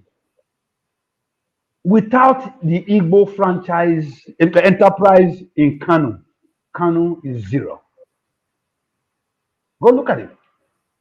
When you walk into Kano, the sheer level of commerce. Why do you think the North welcomed back the whole Igbo after the Civil War? Because life is not based on Allah Akbar. It's not based on chanting the Quran and kneeling 5 times for doing prayers. It's not based on that. Because if you go to Saudi Arabia, if you go to the United Arab Emirates, you will still see people like the Igbos, whether they are now Egyptians or behaving the same way, or you now see Igbos. So there is the need for the Igbo to see that the forward, how you call it in Bendel Igbo, we say Organishu, no, Organiu, Abi? Organiru, that Organiru Igbo. Aka in code. Yeah. It's in your hand. It's in your hand. It is not in Nnamdi Kanu's hand. No. Once you bring the entire struggle over the personal discomforts of one man. I lost faith when I heard that his thing on iPod UK. Came on air, insulted the living daylight out of everybody, told them they were rogues and thieves, told them they were working for the MI6, told them he had a list of them who he will assassinate and execute. Hello, we never fight the fight. You don't decide those when you go kill. When is your side? No, I don't know whether you get my point. We do, sir. You know, we do. We do. When a crocodile eats his own egg, what will he not do to the flesh of a frog? Exactly. So you want me now, Pedro, to want to start discussing with who? Nnamdi, that says he will kill his own people. And I do. In my place in Bini, in Esaku, in Onwa, in Isoko, in no life of any of our people will be sacrificed because we want to satisfy some Fulani hegemon. Rather, there must be a proper education process to reorient Igbos, to make them see that their activation of their self-determination and the self-determination of everyone below the Niger River. Not even below, everyone below the caliphate boundaries is a sine non. It is a fate that must be done. Yes. And the earlier we do it, the better. The later we do it is basically extending, stretching, and messing up the future of our children. Because we will not remember our heroes past. They are not heroes, all of them were villains. Because if they were heroes, they would have seen that we shouldn't have been here. The quest of our heroes past shall never be in vain. Now, because of their whatever of their heroes past, we are not, it's not in vain. What they have is now they put all of us in chains. Yeah. So I just want us to get that I'm not against him as a person. If the entire quest to liberate southern Nigeria, to liberate areas lower of the Niger, to liberate Oduduwa, to liberate Midwest, to liberate Eastern Nigeria, West, everywhere from this marauding Fulani herdsmen, if it is premised on one person, God forbid. it is dead on arrival. Dead on arrival. Period. Yes, yes. So I think like now in our Midwest movement, what we try to do is when I talk to my people, when I leave, I try to clone them so that they all see that this is where we are going on. So if I'm not there, because if you do me anything, so if Ferdinand is not there, then somebody should push up. But if not, have you not noticed that since the cat Nandi can, we should come. It's over now. Case closed. Business finish. No, I got business. It's the difference between a public limited company where everybody have buy-ins and buy shares and an individual sole enterprise. Yes. We told My them. friends told yes. Oh, okay, you told them. We told them severally because we were there. We told them this guy is running his private business. It's not for you. He's not doing anything. We want to build a system. If you build system, whether somebody is there or not, the system will continue to go to the next generation. Bam. But when you set up one man's business, if anything happened to the one man, your thing don't go. That's the end. Case closed. And the group of people that call themselves the most intelligent group, you're there waiting for someone to run your business for you. Who is the most intelligent group? No, you got people now that say that are wise. No. Everything. Okay, wait. I want to ask you another question. Are you people from Israel? We have straight from heaven, okay? That's where let me tell you. That is what propaganda does. They look for you. Let's not go there because let's not go there. I will just touch it a little. Okay. You are not from any Israel. Wait, you are in from heaven. No, wait, let me tell you why it is bad for you to say you are from Israel. Yes. If you are from Israel, it means you didn't own where you came from. You are migrants. It's possible Israel is from them. Who knows? No, you are indeed. Let me tell you, there is no archaeological finding that is older than the findings in Henry. That's true. That's true. It is aboriginal. That is how would I put it? In the Igbo, they say they have 7 or 4. Yes. Yes. Four. Henry is one of them. Yes. I don't use all those things. So it is important that you know that you are the bona fide owners of the land. You didn't come from anywhere. In Nigeria, those who actually came from somewhere, the Jaws are aboriginal. Those are aboriginal and they have a strain of language that cannot be copied. That is only copied, but they didn't copy from anything. Same thing with Koibo. Yes. Same thing with Ijaw. They are aboriginal, totally aboriginal. They didn't come from anywhere. We were created when God created Adam. Yes, so if there's anything like that. Yeah. Because there were blacks before they were whites. Yes. That is what the white man's archaeology tells us. That's true. That the first oldest mammal of a man, Homo sapiens, was found in Kenya. We did not come from anywhere. we own where we are, we own where we breathe, so that we can also qualify for the United Nations declaration. Yes, For 2007 the indigenous peoples. For indigenous people. So if you come from somewhere, you are indigenous, you are migrants. Yes. The only one open migrant in Nigeria came from the Futajalon Highlands. The Fulanese. Mm-hmm. Yes. I don't call them Fulanis, I call them Pue. Hello. You know, the Fufude speaking nomadic persons who have been journeying from time immemorial from the Futajalon Highlands. So Nigeria is ruled by Gambians and Senegalese and if I say Malians, the younger ones will think we are talking about Naira Mali. And Malians. That is the truth. And other people that are indigenous are the old Kanem Bonum. Yes. Those who are in the area of Boko Haram. Mm-hmm. Yes. Those Kanem Kanuri. Yes, Kanuri people. Kanem Bonum. So I'm indigenous in my space. Indigo owns Igbo land. They were born there, created there. And they migrated from small places within that space.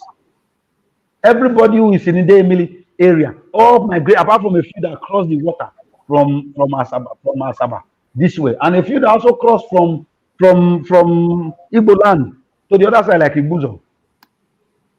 So we know ourselves, we know our heritage. Do people know that the largest trading market in the 500 years ago was actually on the plains of Ika, in the place between Benin City and Abudu? It's called Ogan. That is why that place today, they speak a mixture of Benin and Igbo. Have you heard that? Yeah. Madam, I think it's Ekwe. Yes. Yes. You are the one married to my brother. Yes. Okay. Ask him. In his village, all the old men speak Benin, all the younger ones speak Ika. They speak a variant of Igbo. That's true. That's true. Where your husband is from is where one of the greatest nationalists of Benin came from. His name is Dr. Samuel Osagbovo Ogbemudia. Yes. Ibanka is just 7 kilometers away from Orogodo, from Abobi, where the Obi of Ambo sits. Yeah. It's like so this. Our life is like this. Yes, yeah, Orogodo. Yes, they use Orogodo is the village square. You know, and that Orogodo River is Oba's Juju. Wow. Yeah.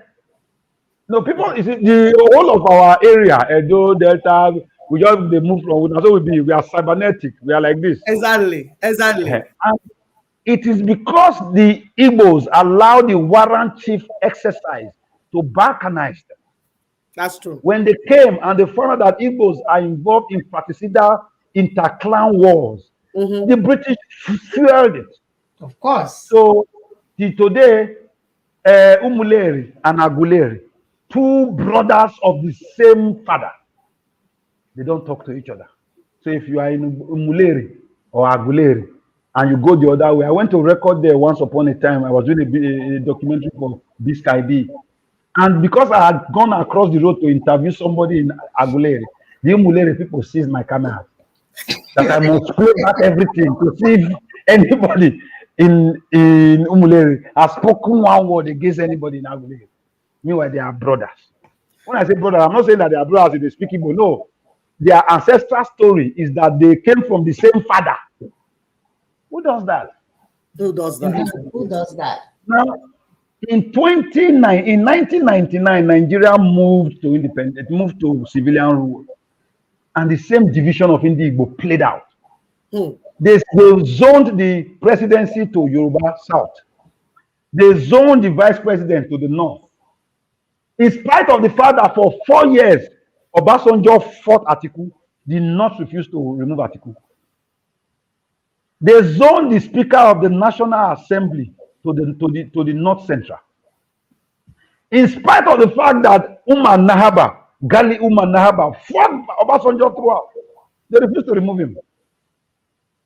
The next session, they brought in, they didn't even give him ticket. They brought in Masari, who is not the governor of Katsina State. They refused to remove him. In the Senate, The deputy Senate president was zoned to North Central, and it was given to Dr. Ibrahim Mantu. Now let's look at the Senate president. The only major post given to Igbo was the Senate president. Igbo has 5 core states. They started with, what is the name? Evans Ewerem, Imo State. As Evans Ewerem was just a few months in, an Igbo man moved a motion, Francis Attanzeribe, that Ewerem is Evans. The Evans is not Evans, it's Evans, and that Evans was a criminal during the Civil War. What the Igbo signed, and the Igbo caucus removed him and replaced him with Okadibo. Okadibo. Mm-hmm. And they replaced him with Okadibo Anambra. They started, they all had a meeting with Obasanjo in the night. Take him, come, he likes pounded yam. They took him as he was eating pounded yam. They overthrew him and replaced him with Ayim Pius Ayim Ebony. They came to the next round. They started with Wabara. As Wabara was there, they now say, oh, Wabara, brother, was working in all states plus bank, one bank, give bank. It's still, they say it's still 200,000 naira. They removed him and replaced him with Kenan Amani. So in the 8 years of ceding the Senate presidency to Igbo shed it. He said, because I was telling one of my friends, he said, don't believe it. It doesn't line up to make money. You chop, I chop. All of them were, Dr. Ibrahim Mantu was deputy Senate president to 5 Igbo Senate presidents, all from one state. But until we see the Igbo agenda as a collective, until the Igbo see themselves first as a nationality, and not a language of completely clannish behaviors. Where somebody is wondering why should, I saw one of their videos where IPOB were quarreling over where should the capital be. Enugu said, now the person I was listening, he said, Enugu, they don't say, shut up there, Enugu, in the Wawa. And I was shocked. The Wawa. I was blown away. Then I said, look, if we are going to put this capital must be in core Igbo. It must either be Owerri or Aba. So if it is not Owerri, Aba, it is not be saying Unwa. I was just listening. I was in the Zoom meeting. So what I want to suggest is this. First, in Igbo, you must continue. I'm talking to the daughters of truth now, because many of them believe you. My wife is your follower, and there are so many persons of Igbo extraction who believe that there must be a systemic takedown of the Nigerian state, and that systemic takedown can work if the Yorubas agree, the Igbos agree, and the elements of the 65 ethnic nationalities of the Niger Delta agree. Nigeria is dead. There must be that agreement first. And for that agreement to work, it will not work when I believe that you have a leadership that already maligns and criminalizes those who even oppose them or say things that are discerning or that are not in agreement with them. So if Nnamdi Kanu is in Biafra as a country, my wife, I would divorce her if she calls herself Biafra. Because no, let me explain why. Because you see, in literature, when you want to know the characteristics of a figure or a character, we look at what he says. We call it context questions. When, where, why, who said to who. When you are watching your CSI New York or you are watching your any of these, they call it profiling. You look at how does he behave under certain circumstances, what did he say, who does he communicate with, what is his body language, what is his psychosomatic build-up, and everything about Nnamdi Kanu is negative. Yep. It's like trying to run a Potomac democracy from Washington D.C. and dumping it into the hands of an Agboro. It will be a Motobac democracy. That is just the truth of the matter. And maybe because many persons of Igbo extraction may be too scared so that they won't go and attack their papa in their house. If they attack me, we die there. Die there. I'll be there. Die there. I not see trailer talk less of the driver when they say. No. So there must be a strategic. That's why anytime I'm not. I won't say he's my friend, but I admire his modus operandi. So when he sends stuff, I sit, I read it. So, and it is fecundative. Oh, Benedict Chukwudi, let me help you. I said, you said Nigeria is not there waiting for burial. No. Nigeria is dead. It's waiting for an undertaker.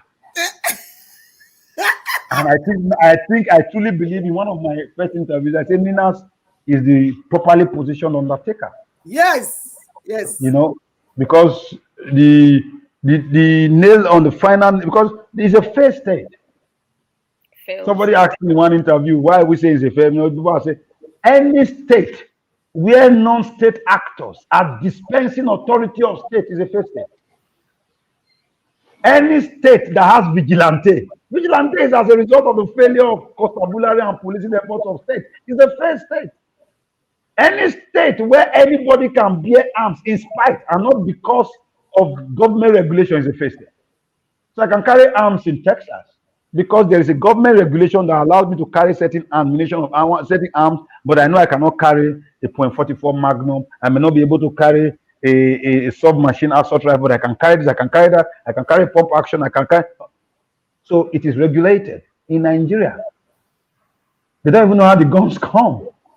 So we now have Eastern Security Network, Midwest Security Network, those Vigilantes Network, Delta Vigilante Network. We are having a Motecon.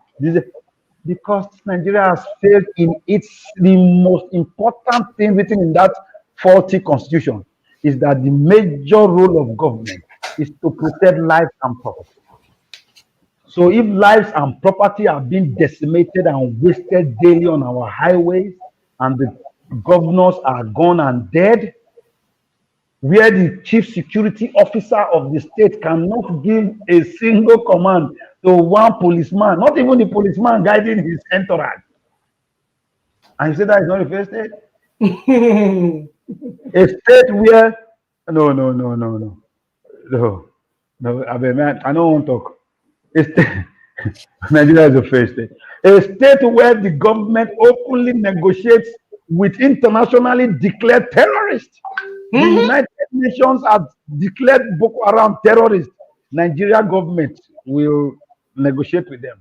They still have not today declared Boko Haram terrorists. So if you are not against them, it means you are with them. That is the truth.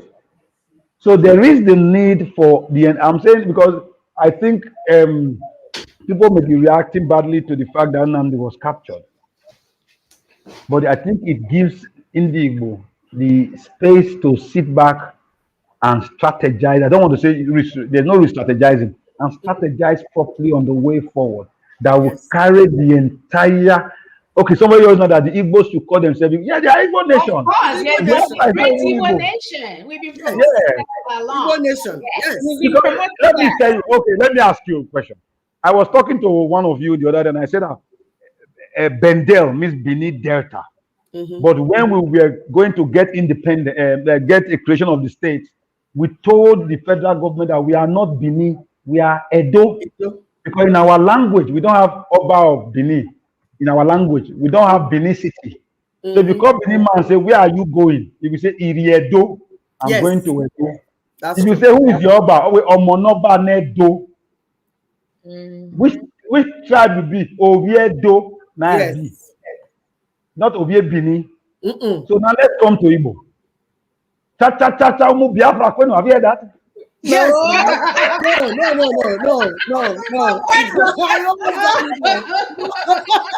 was listening to Igbo. I wanted to hear Igbo kwenu. Thank you. Oh my So God. it's Chachata Umu Igbo Kwenu. What is Umu Igbo? Yes, that's who we No, are. no. Umu Igbo, what does it mean? The children of Nature. Igbo. Children of The Igbo. children of Igbo. Umu Igbo Kwenu. Yes. Yeah. Nwanyi Igbo Kwenu. Yeah. Everything is tied. You know, even the land, Ali Igbo. Ali Igbo. Exactly. Thank you. Igbo. So in the Igbo. So it is clear that the Biafra is a state of mind.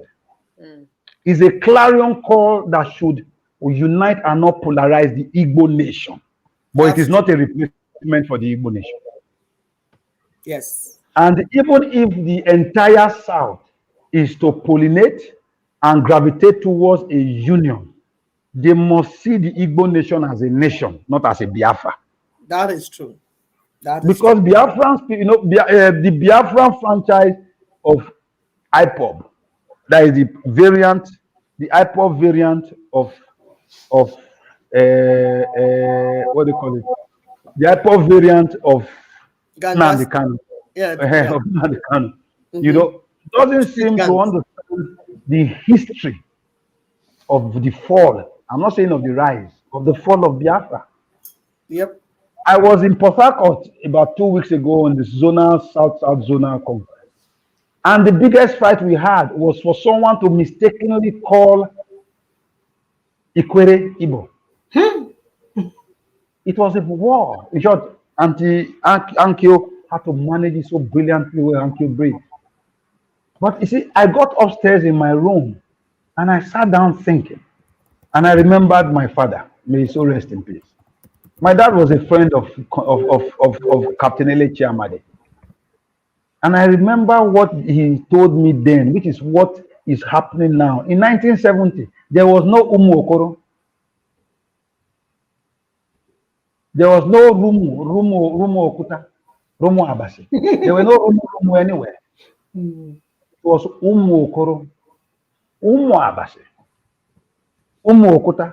As you say, Umu Igbo, Umu Igodo. Are you getting my point? Yes, yes. But because of a perceived schism between core Igbo during the war, the Igbos of Iguacha, which is the original name of Port Harcourt, it was changed in 1914 after the amalgamation by Mr. Lugard, so as to thank Viscount Harcourt, who later became Lord Harcourt, for allowing him to amalgamate Nigeria. It is him that he wrote that letter to.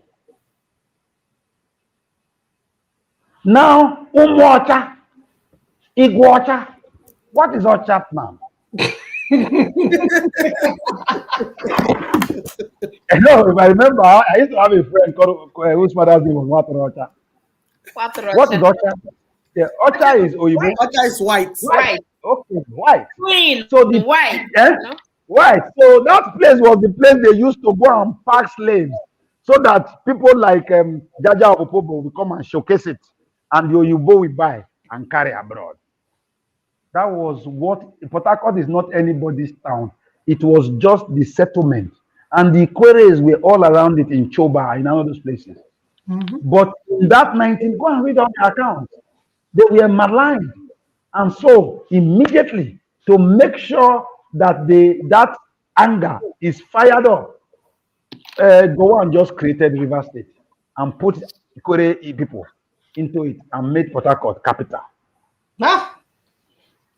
And so the man who has been fighting to extricate himself from the oppressiveness, supposed oppressiveness of a homogeneous Igbo, in spite of the fact that the language he speaks is basically Igbo. All his names are Igbo, Ago, Iesom, Wike, Chibike, Amechi. Those are their last governors.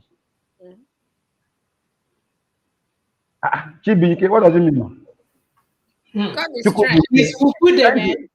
I've even said it like Chibike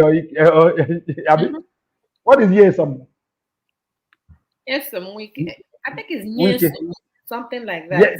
Yes, it is actually if you go to people who are in that Aba Ngwa area, It is a dialect.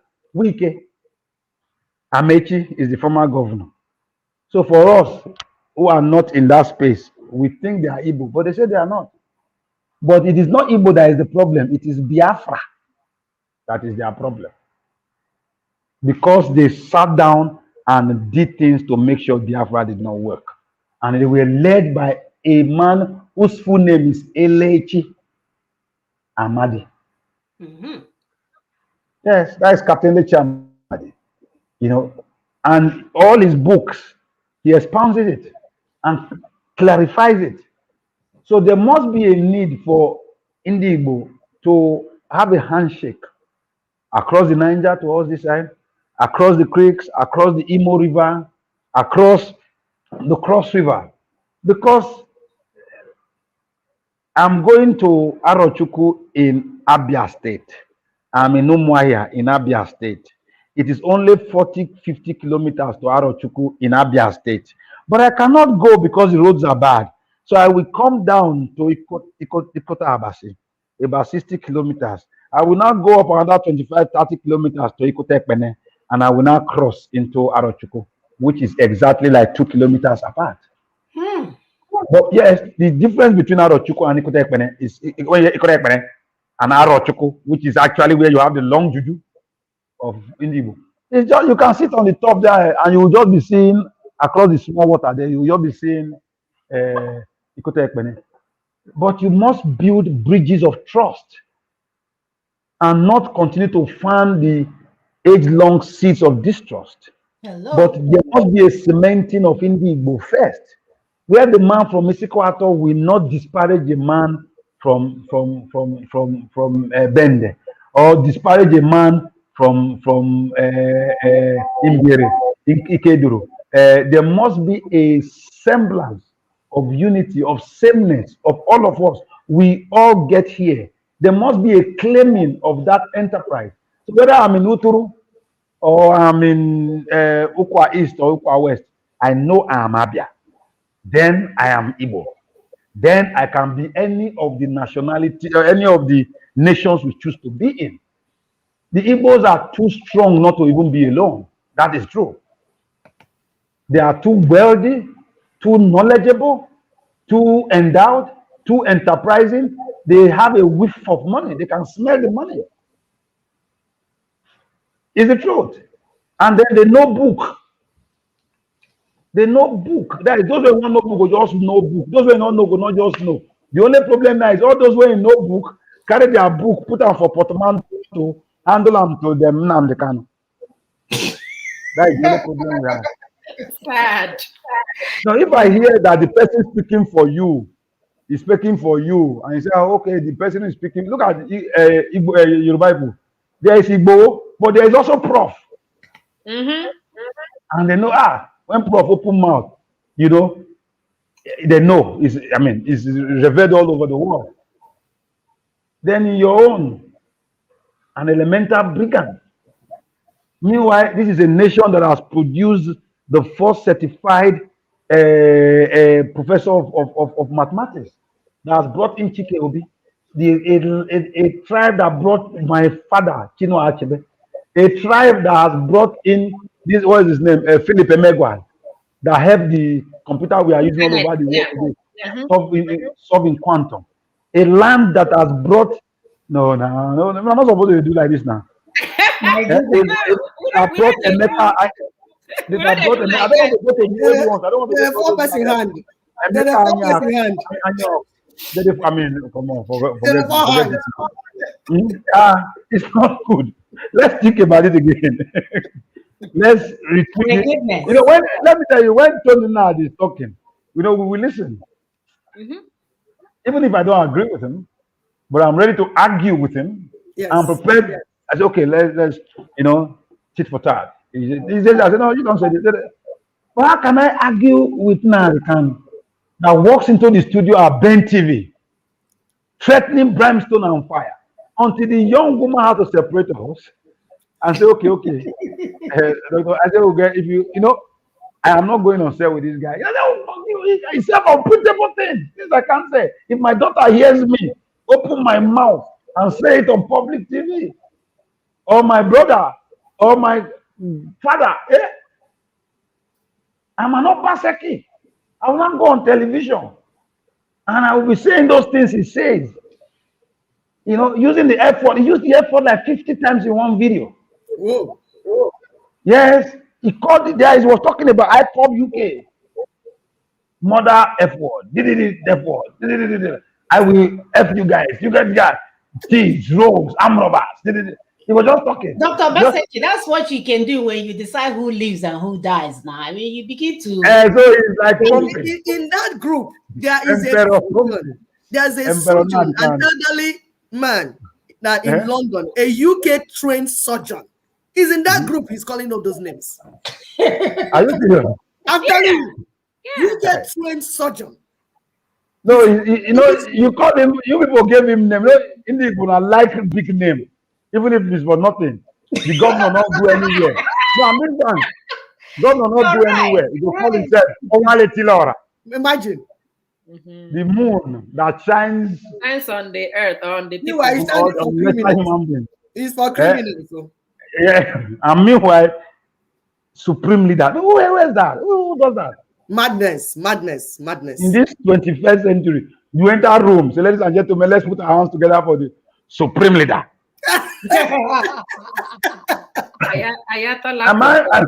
Am I watching what is out there? There's one funny movie like that goes on, where the guy that is like even Gaddafi, Muammar Gaddafi did not call himself supreme leader. No, supreme leader. The only supreme place we have supreme leader in the world today is North Korea. No, not Korea. Yes, Iran. Iran is even better because the Ayatollah cannot just. There is a president. There's an Ayatollah. Yes, it is in North Korea that you have supreme leader. King Jong-un.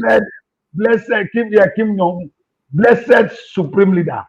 Yeah. Blessed supreme leader of the Igbo Biafra rogue enterprise. His Excellency, he would kill him because His Royal Majesty. That's why we are here. That's why we, the Daughters of Truth, are here. We are here to insist that Ndi Igbo, especially those ones with big names, professor, PhD holders, whatever they call themselves, opinion holders, senior advocate, we're here to tell you, you don't get to do what you used to do anymore. No, madam, nobody's checkmating you. You know why they are scared? I know. Yeah. It's just fear.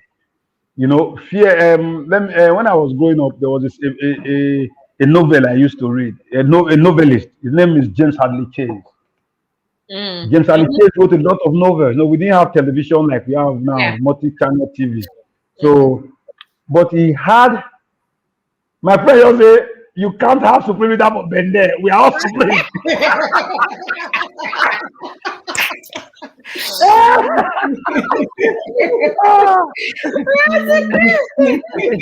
You know, they have what they call. He had a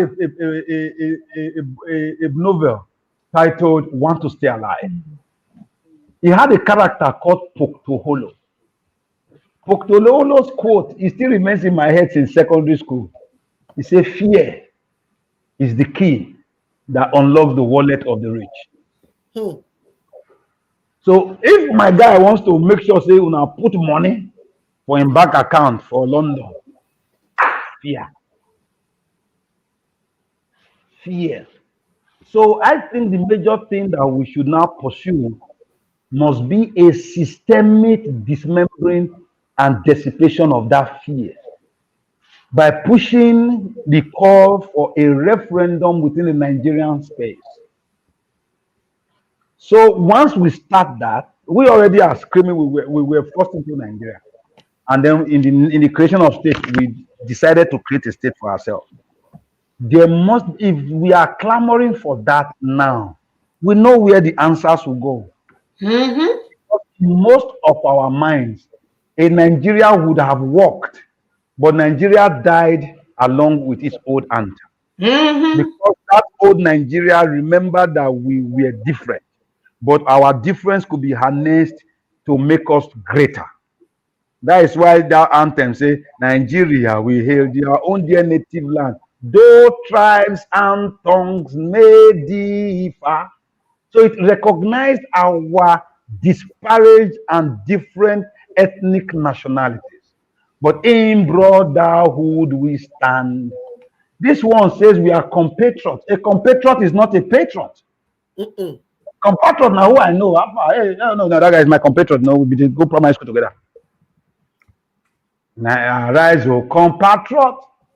Senseless. Nigeria call obey bad syntax to serve our fatherland. All fatherlands die. Go and ask Germany. Yes, sir. The woman, the land is a woman. It's motherland. We don't do father tongue. It's mother tongue. Mother tongue. That is why in English, the land is her.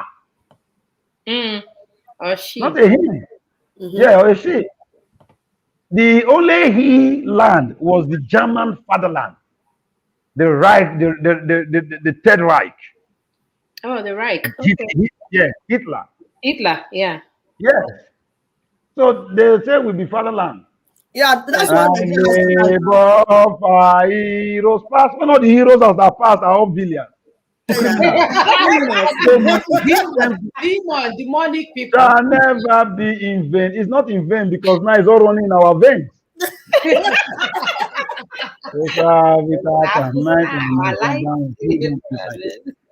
A nation that is not premised on justice, whether social, cultural, linguistic, historical justice. A nation that with its own hand stopped history. Many of you might have been naturalized Americans, and you know you have to pass the history of America. You have to know about the Civil War. You have to know about the Revolution. You have to know about what happened at Pennsylvania. You want to know, even me who is not American, before I'm given a job to teach at the university, I'm told to first of all know this. Yes. Yes. So I walk and say, oh, okay. This is okay. This is what he did. This was how the Confederates fought. Okay, this was where their capital was. This was where the Yankees were actually in New York. I know, but Nigeria stopped teaching history because they didn't want us to remember that once upon a time, this was what our fathers wanted. That is quite different from what these people have foisted on us. I want to beg everybody who listens here that the time to play ostrich is gone. It's gone, long gone. Nigeria is a failed state. Yep. It's been failing before our eyes. And the only way now is for us to forget our Igbo-ness, forget our Benin-ness, forget our Yoruba-ness, and build a greater space for our children so that they won't come and ask us tomorrow, Daddy, how did you get us here? A nation where my daughter scores 350 over 400 and doesn't get into a university, and a child from another part of the same country scores 2. It may sound funny to those who may listen. 2 doesn't have a percentage in 400.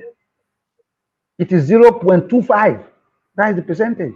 And gets in. That person now reads law and becomes a Sharia lawyer and now becomes the chief judge of the country or becomes the attorney general of the Federal Republic or becomes a medical doctor and begin to dispense whatever in this country.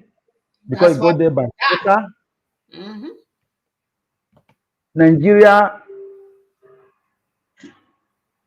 you know when they watch film, when if you don't they go climax, don't they go as the actor, the last actor now with this, so the last actor now be Buhari, last actor John Wayne, as don't do go, you just see the end. Every film get the end. Nigeria, our film don't reach. It don't end. Thank you, girl. Yeah, Dr. Baseke, you just talked about a student that scored 2. Do you know that recently there was an NDLEA recruiting screening? recruiting screening that they did, like recent screening they did for NDA. Then the Southerners were supposed to score 300 over 400, while the Northerners are supposed to score 60.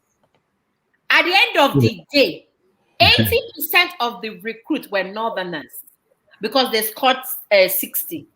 While the Southerners that scored 245 or 290 something did not get in to get the job in NDLEA. And you start wondering, in what planet Earth does this happen? We already know where it happens. It happens in Nigeria. It's how you wonder. To wonder. That's how you be walking all along. We were able to recruit 20% of the Southerners that were making 300 and something, and you had 80% of the Northerners that only made 60. And capitalizing on the quarter system and all that. Now, one person they die. It's depressing. Right. We have to tell them now. You see, everything that is systemically wrong with a nation is wrong with us. Some nations have symptoms, some have one ailment. Say, no. South Sudan, they have an ailment. This is the ailment in South Sudan. Or East Timor, they have one ailment. Okay, Singapore, they were like this. Okay, Russia, USSR, they had a problem. The problem, okay, in Yugoslavia, the 7 of them, they had a problem. What was the problem? No, the Bosnia-Herzegovina doesn't trust the Serb, and the Serb, okay, in Czechoslovakia, no, we are tired. We don't want to be one country again. All these symptoms and ailments that are itemized as enough to break up countries in other nations, in other spaces around the world, all of them, they Nigeria. That is the things that led to the breakup of the Soviet Union in Nigeria.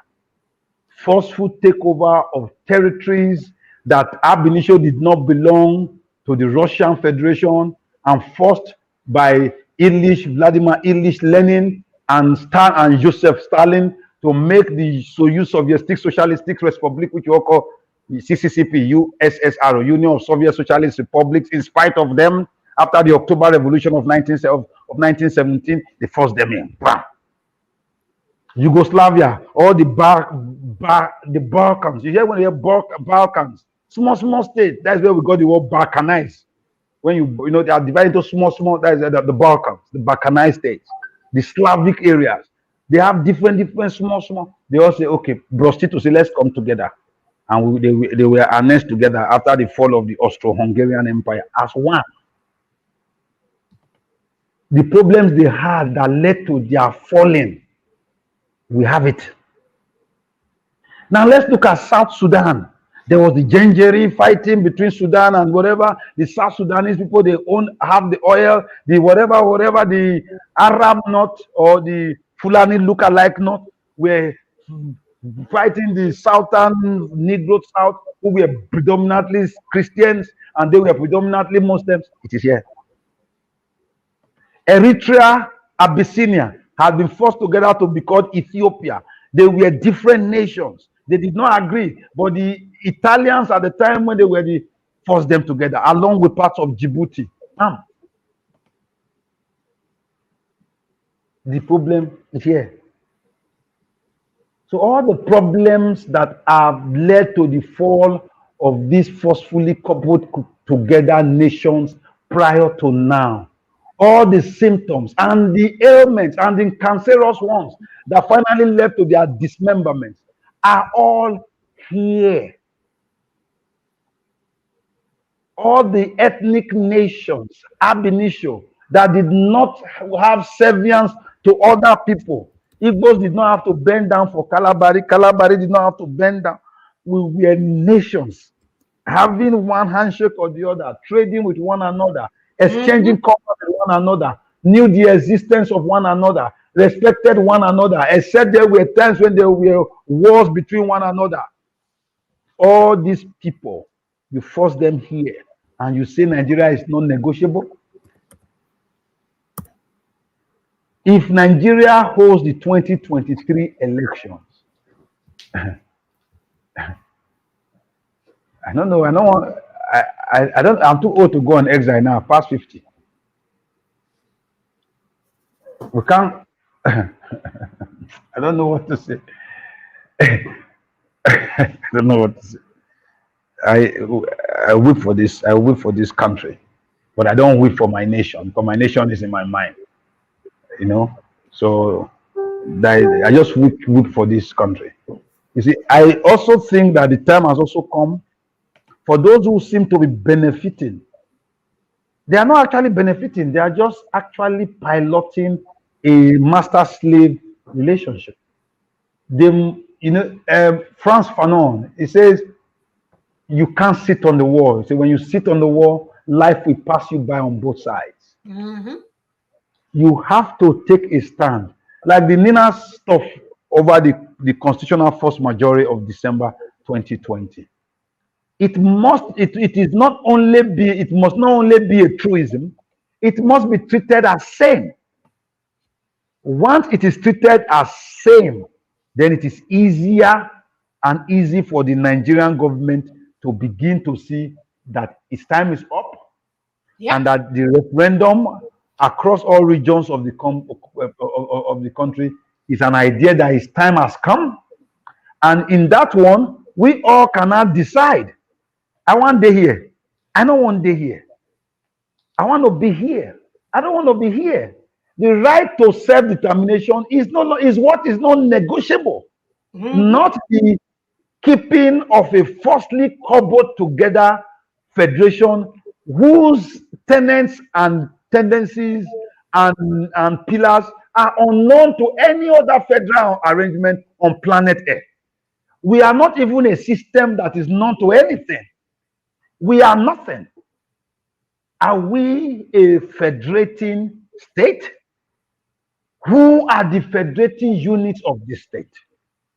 If they are federating, do they keep their resources like other federating units do? Do they have do they have their own constitution? Do they have their own laws? There is a Supreme Court there used to be a Supreme Court for us. There used to be a Midwest Constitution, a Eastern Nigeria Constitution. In Canada, there are things that Quebec must do that the federal government of Canada can't stop. The federal government is leaner. It handles defense, currency. That is how it is. It may not be exactly same, but every federation all over the world ours is a federal name with a feudal monarchical system. I use the word monarchical because Buhari said that day while he was referring to Tinubu sitting in Lagos and thinking he would be deciding who is the APC candidate, that it will be dynastic handover.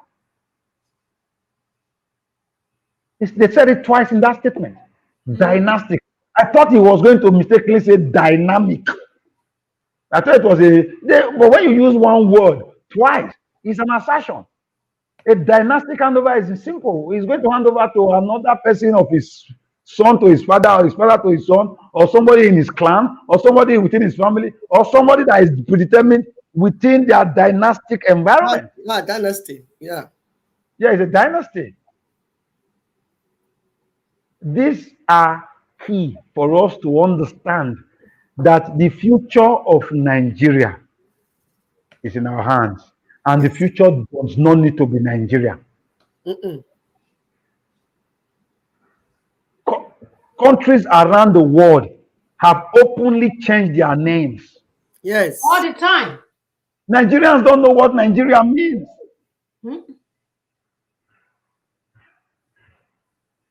I don't tire. Oh, Thank you, sir. Thank you so much.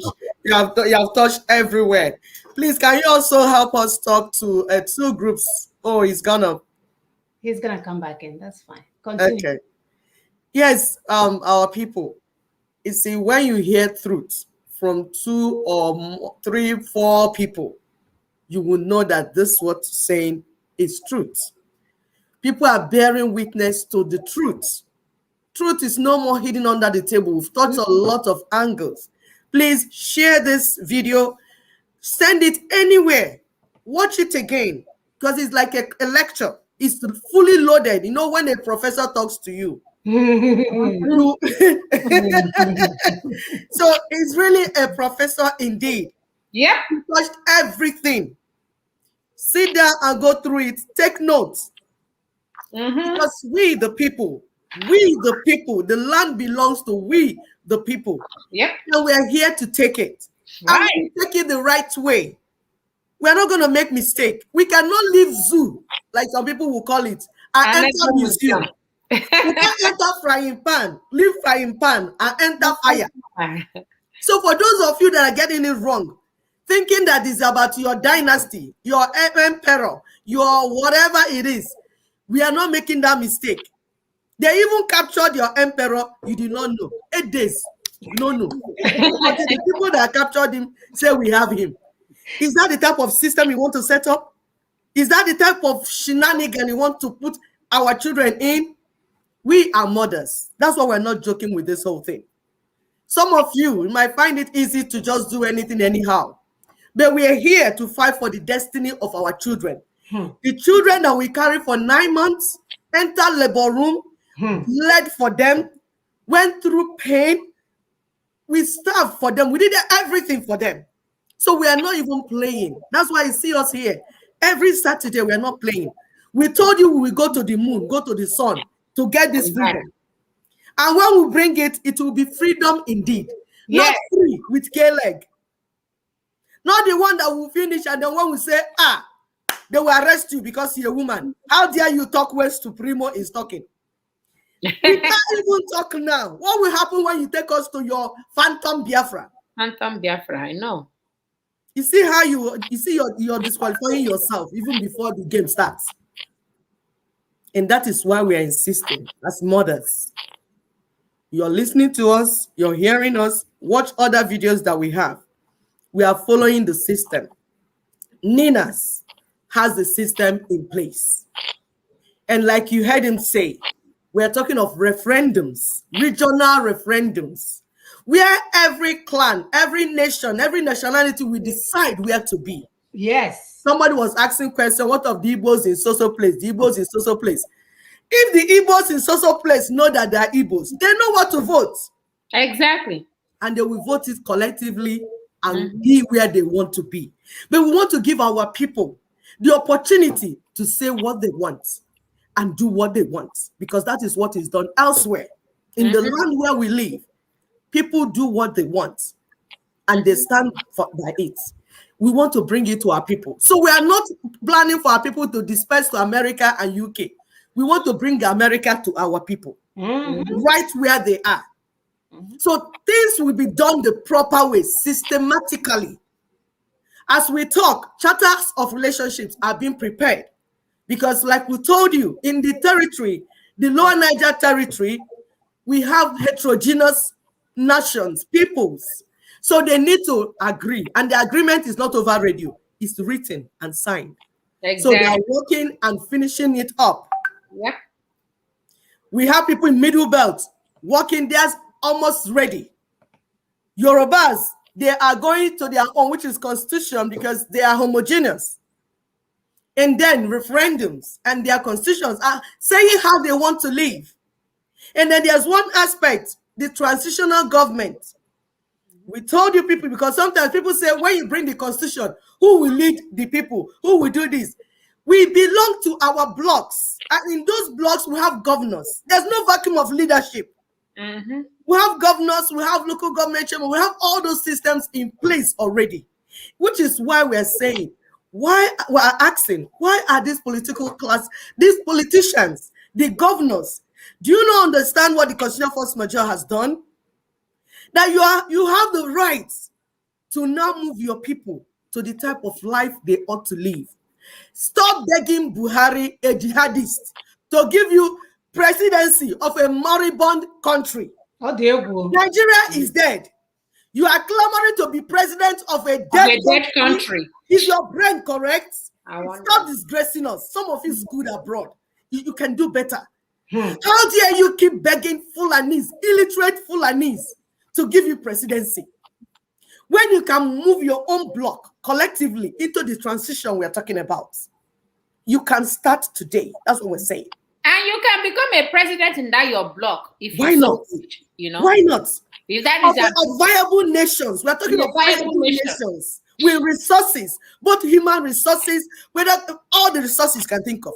What would it be more attractive for you as a politician to be part of such a movement? Rather than wanting to connect with Fulanese, like jihadists, all they think about is they think about cows. Please, the world is watching us and they expect a lot from us, especially the Indi Igbo, the great Igbo nation. The world knows you. Once you say Igbo, they know. Let's stop disgracing ourselves. It's time to stand up and do things the right way. Thank you. Wow, our guest was off the hook. Like we couldn't stop him. We had all these questions that we can ask him.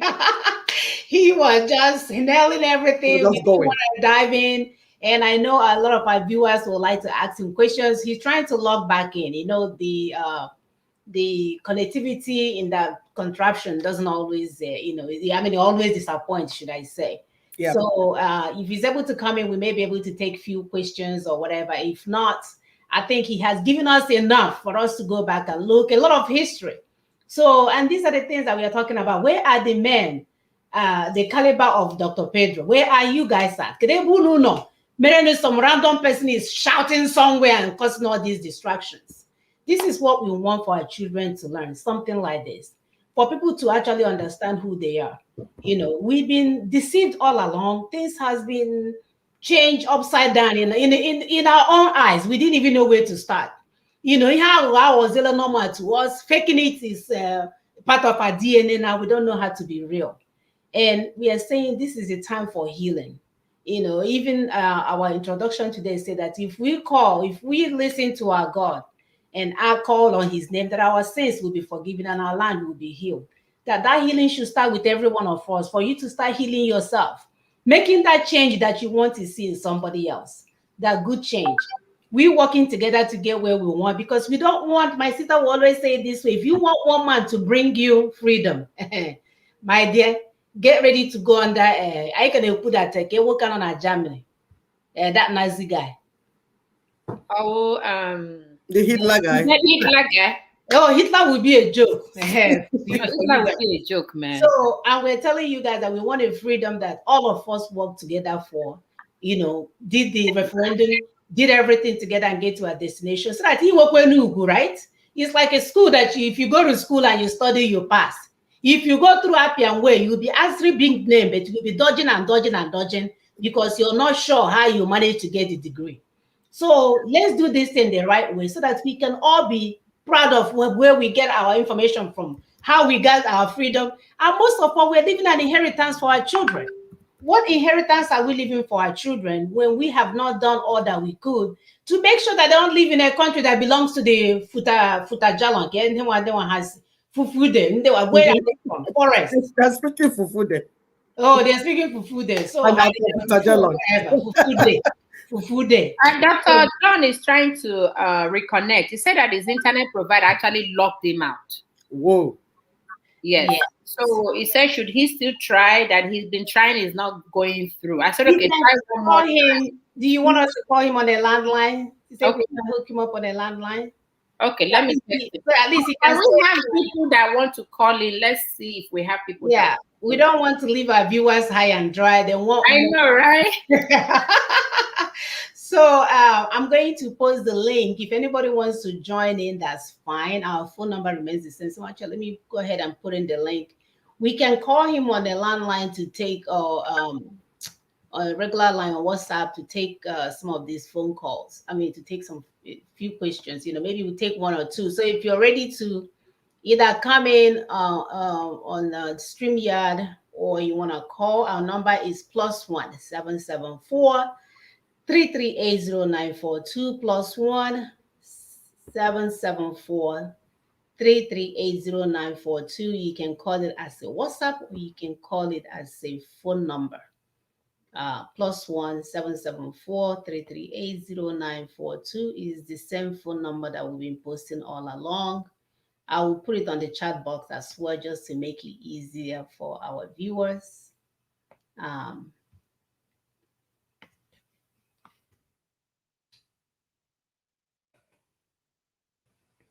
So I just posted the link. If you want to use that link to join, that's fine. So guys, are you able to pin it? Oh, he's back in. He's in.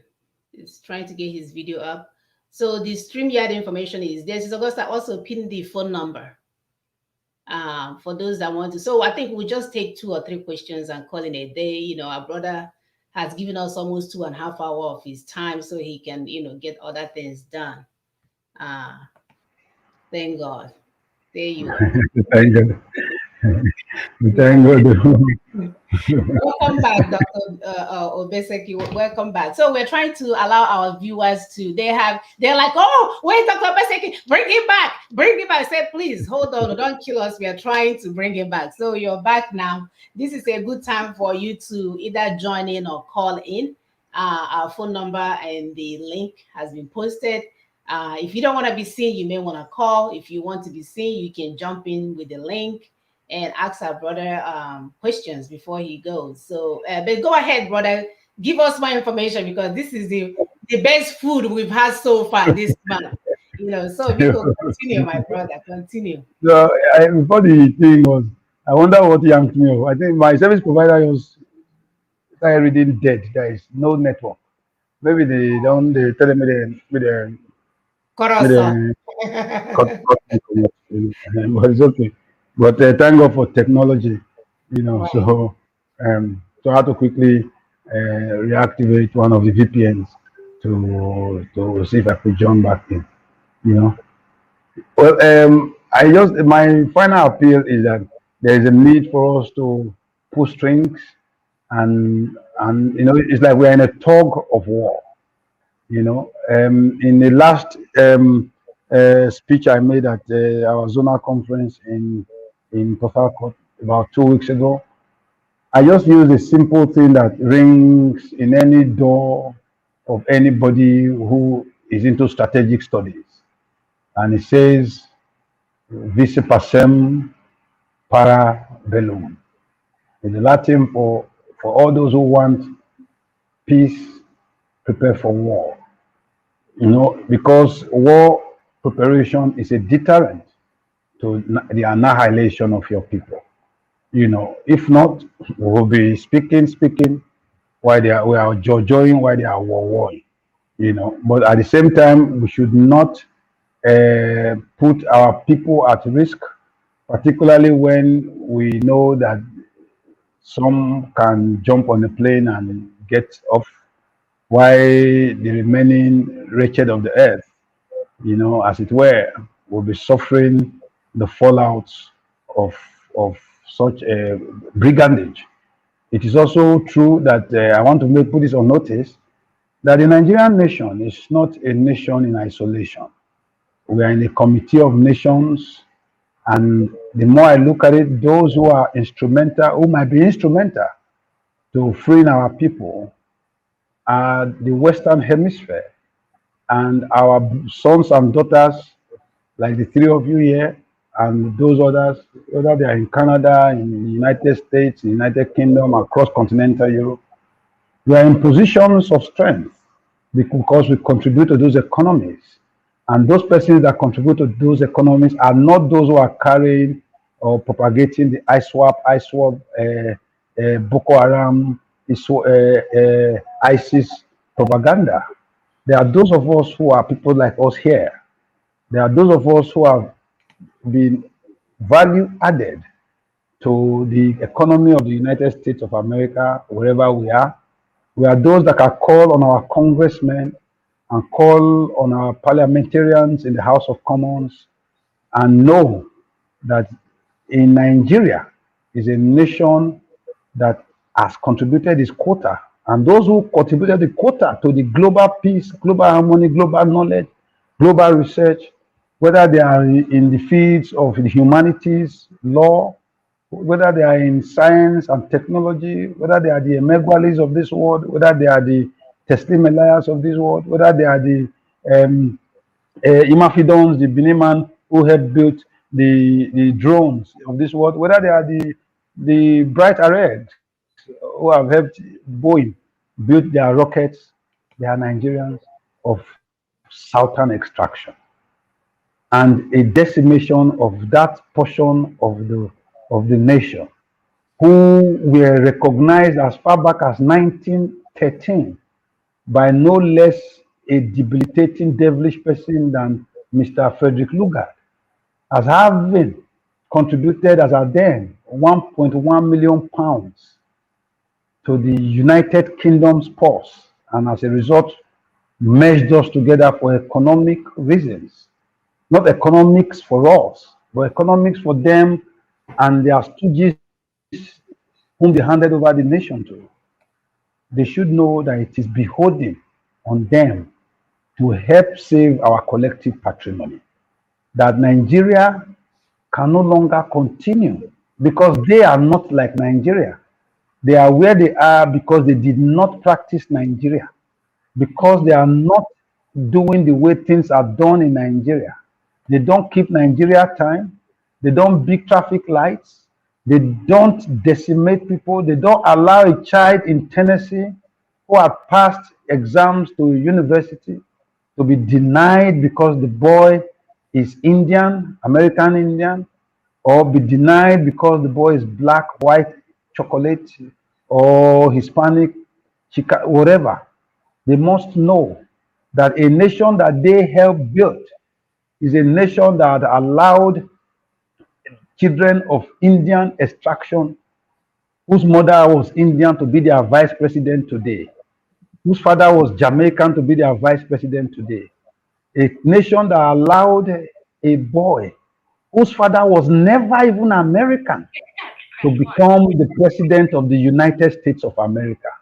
So they cannot allow Nigeria to operate via reverse osmosis. They must make it clear that the truth about Mr. Buhari is a truth that stares Nigeria in the face, a truth that seems to want to take down a people who wants to stand on the side of truth, justice, equity, and fair play, as against those who have become new era jihadists and mujahideens, who are cubicle Talibans meant to decimate the collective patrimony of all southern peoples of Nigeria. That if the British had realized that they would have even made a lot more by letting all of us remain the way we were, Britain would have had more nations in their collective Commonwealth of Nations today. If they could make the mistake in India, where they coupled together that gigantic failure in 1947 and allowed India to split up into Pakistan, India, and Bangladesh. And today, those people are relatively more at peace. India has become the biggest democracy on planet Earth. They've not had military coups. They've not had all those factors. And that they could have allowed us to also go the same way. That they were brave enough to split Pakistan and India, who were mainly persons of the Hindu stock, and divided them based on religion. The Muslims, the Christians this way, the Hindus this way. But today, we are a marshmallow of sorts, a nation without identity. There is no single nation in Europe, apart from the United Kingdom and maybe the Confederacy of Switzerland, that has this kind of arrangement. But to protect the ethnic nationalities within those two spaces, half of Switzerland is French, half of Switzerland is German.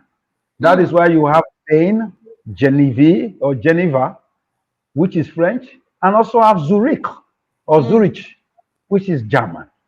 In Belgium, it is a fine arrangement where you have the Belgians are not a people.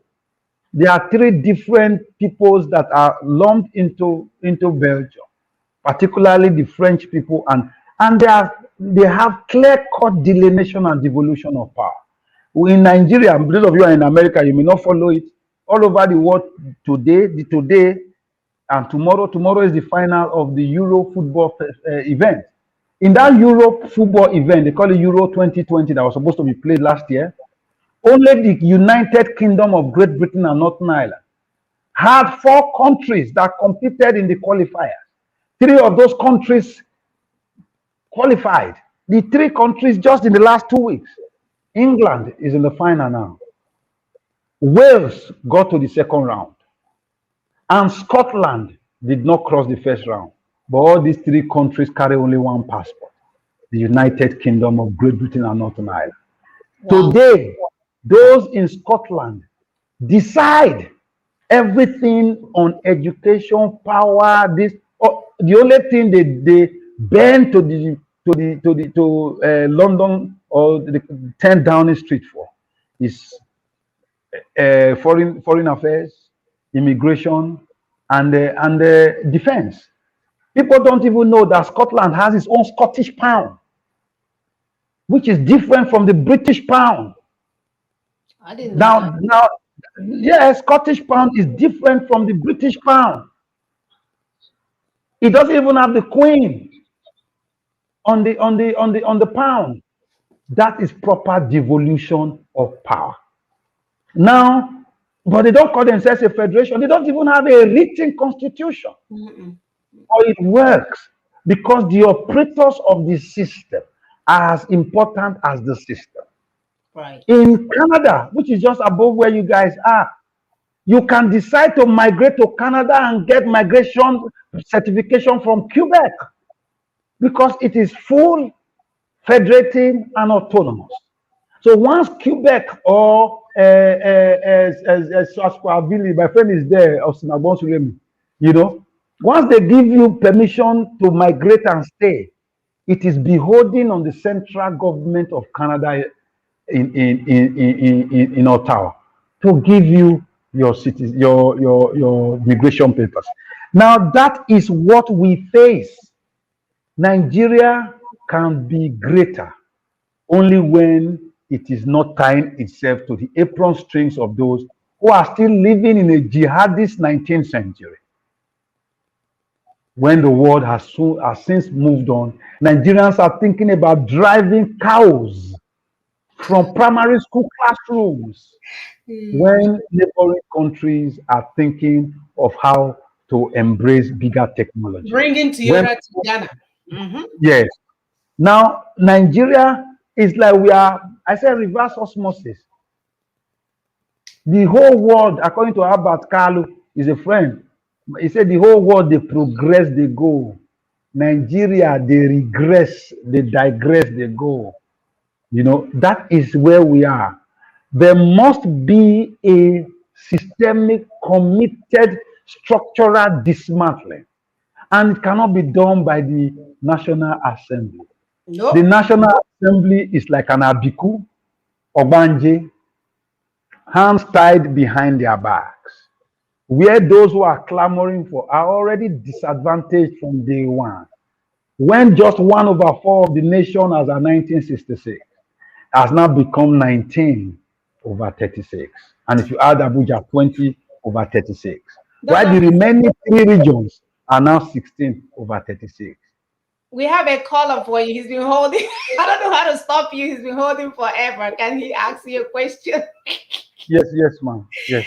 Okay. My wife is actually on the line, so but she knows I'm on national duty. Okay. Hello.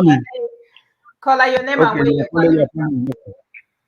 Yes, my name is Father Chukwuemeka, and I'm calling from Pennsylvania, US.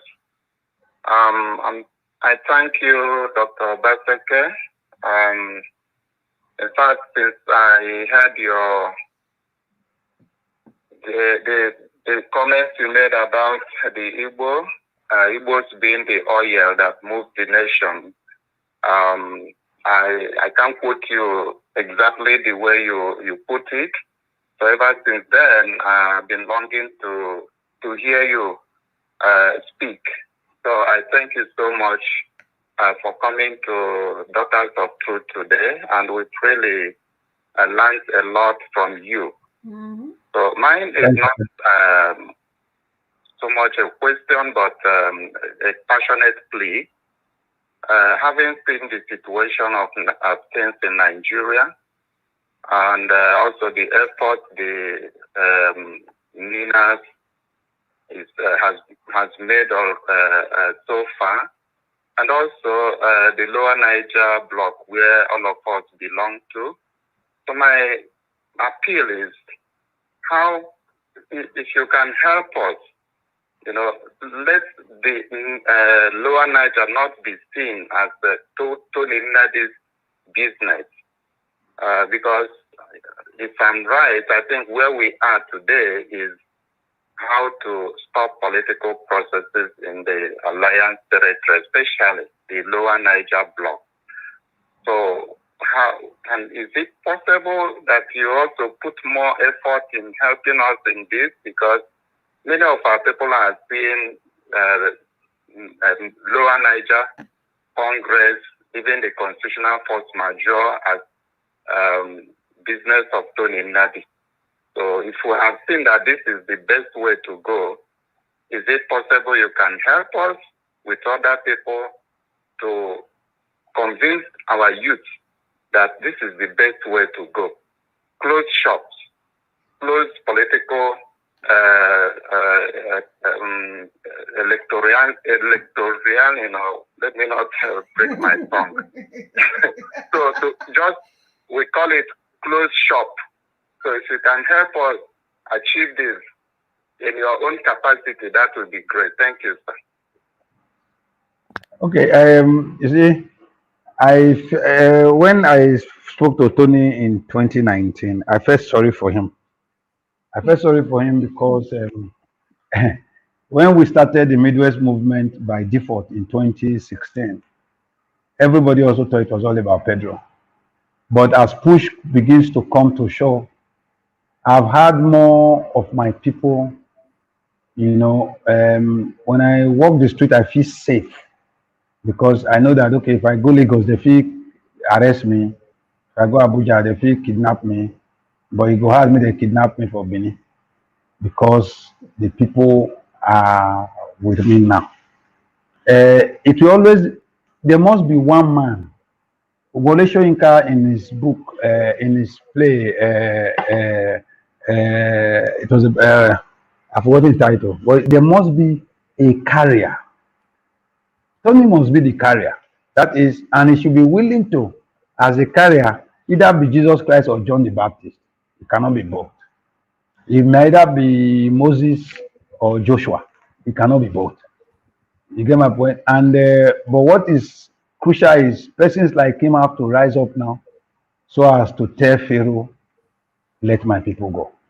And if you think that you're letting your people go will be easy, then you are not a Christian. You are not an apostle of the Bible.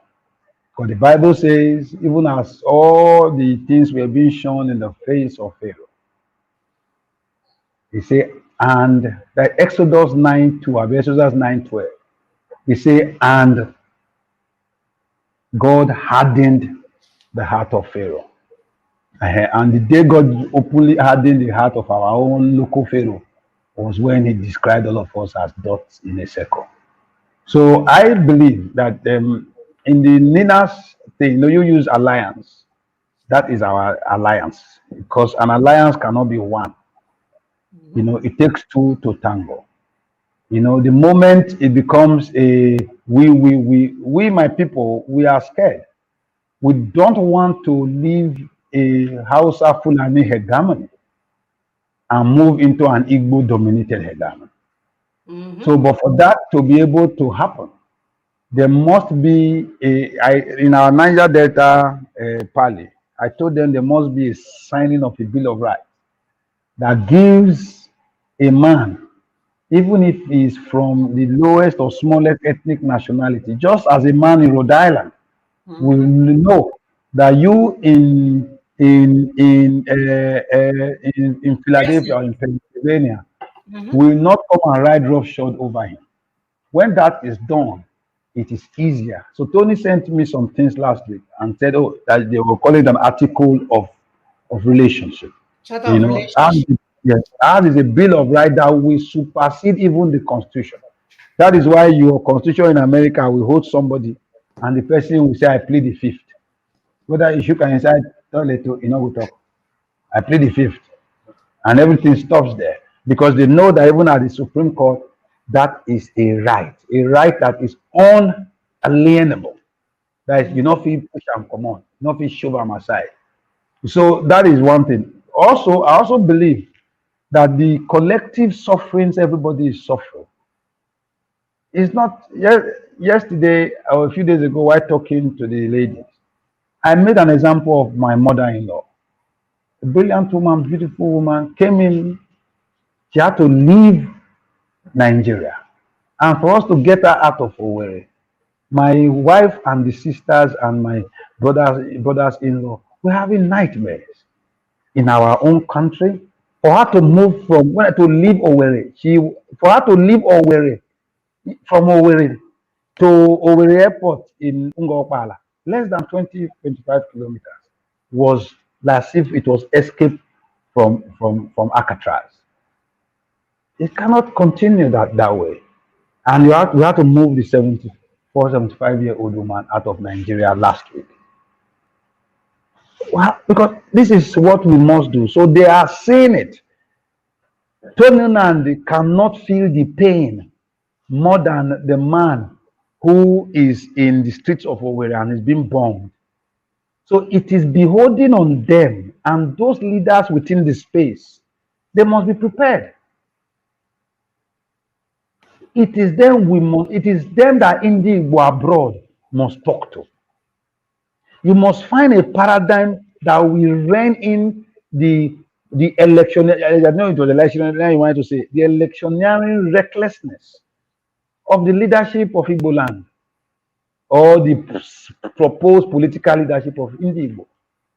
They are brigands. They are driven by a siren crazy dictatorship, and they have pushed the average Igbo man as jackboot. So the man is just fighting to survive. They can just make money.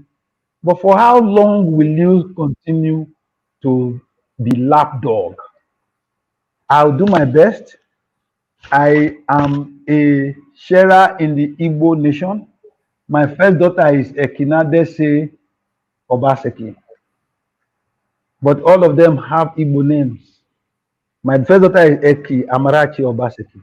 The second one is Osayame Uchenna. I named her after my wife.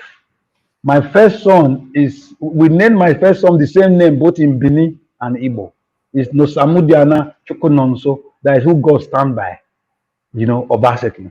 And my last son, who was born under magical circumstances, is almost a Max Ebube. My wife says no Ebube, it's just Ebube. So that is, we shared it. I named one, my mother named one Igbo, my mother-in-law named one, and my wife named one. So that is, I am Igbo. And the forward movement of Igbo, I cannot be having Igbo behind. My life is Igbo. Because if I die today, now Igbo woman, I make me leave. Because if I die today, they're not going to bury me for shallow pit. They will bury me with fanfare for Benin. Because I born 2 boys and 2 girls. That is equal. I don't get no, my wife born correct. So why I'm saying this is there must be I talk to Igbos in the marketplace, so then get upset. But I talk to them. In my street in Lagos, everybody don't already know me. Papa Maka actually sits down to just come and say, hey, doctor, today, let's talk. And we will argue. Well, and that is what it's meant to be. There must be a systemic way for Igbo people to be telling the real history of Biafra. The real history, not the tainted one coming from the IPOB franchise. That is rogue, rude, alienating, detrimental to the forward movement of Igbo. Because I don't want to be arrested by Nnamdi Kanu, who will tomorrow sentence my neighbor or myself to death because he's my leader.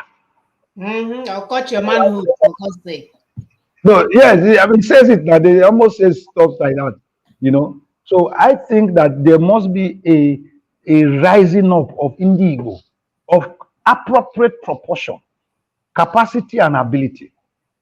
That if I look at him, I look at these women, these are three women sitting, doctor this, doctor that, you know, you already feel like, wow, you know, and it gives you a, I keep telling when people say, "Ah, your wife," I say, they say, you cannot pass mass communication in Nigeria if you don't read my wife's book. My wife, up to January this year, was the deputy director of the Broadcast Academy of Nigeria. So for you to pass radio production in this country, you read my. So what you say? A donation from the Igbo nation to me. It's the truth. And not to talk about my friends, my students, my teachers, and the things I believe in. Not to talk about the achievements of Indigo across the world in trade, in commerce, in technology, in How about economic peace loving? engineering. How about peace loving? Peace loving. Everywhere we go, we love peace. We walk with Okay, I made you see, the other day I showed you an example when I think it was, I don't know why I was speaking with amongst you. And I told you that everybody that lives in my compound are Igbos. And I also told you I adopted 7 children. 3 of them are Igbos. One of them even told you I bought him a car. Yes. Yes. Yes, if I told you, so that is it. And so I don't have any. If my daughter wants to talk now, he will say Brother Ifeanyi, but Brother Ifeanyi is not his biological Brother Ifeanyi.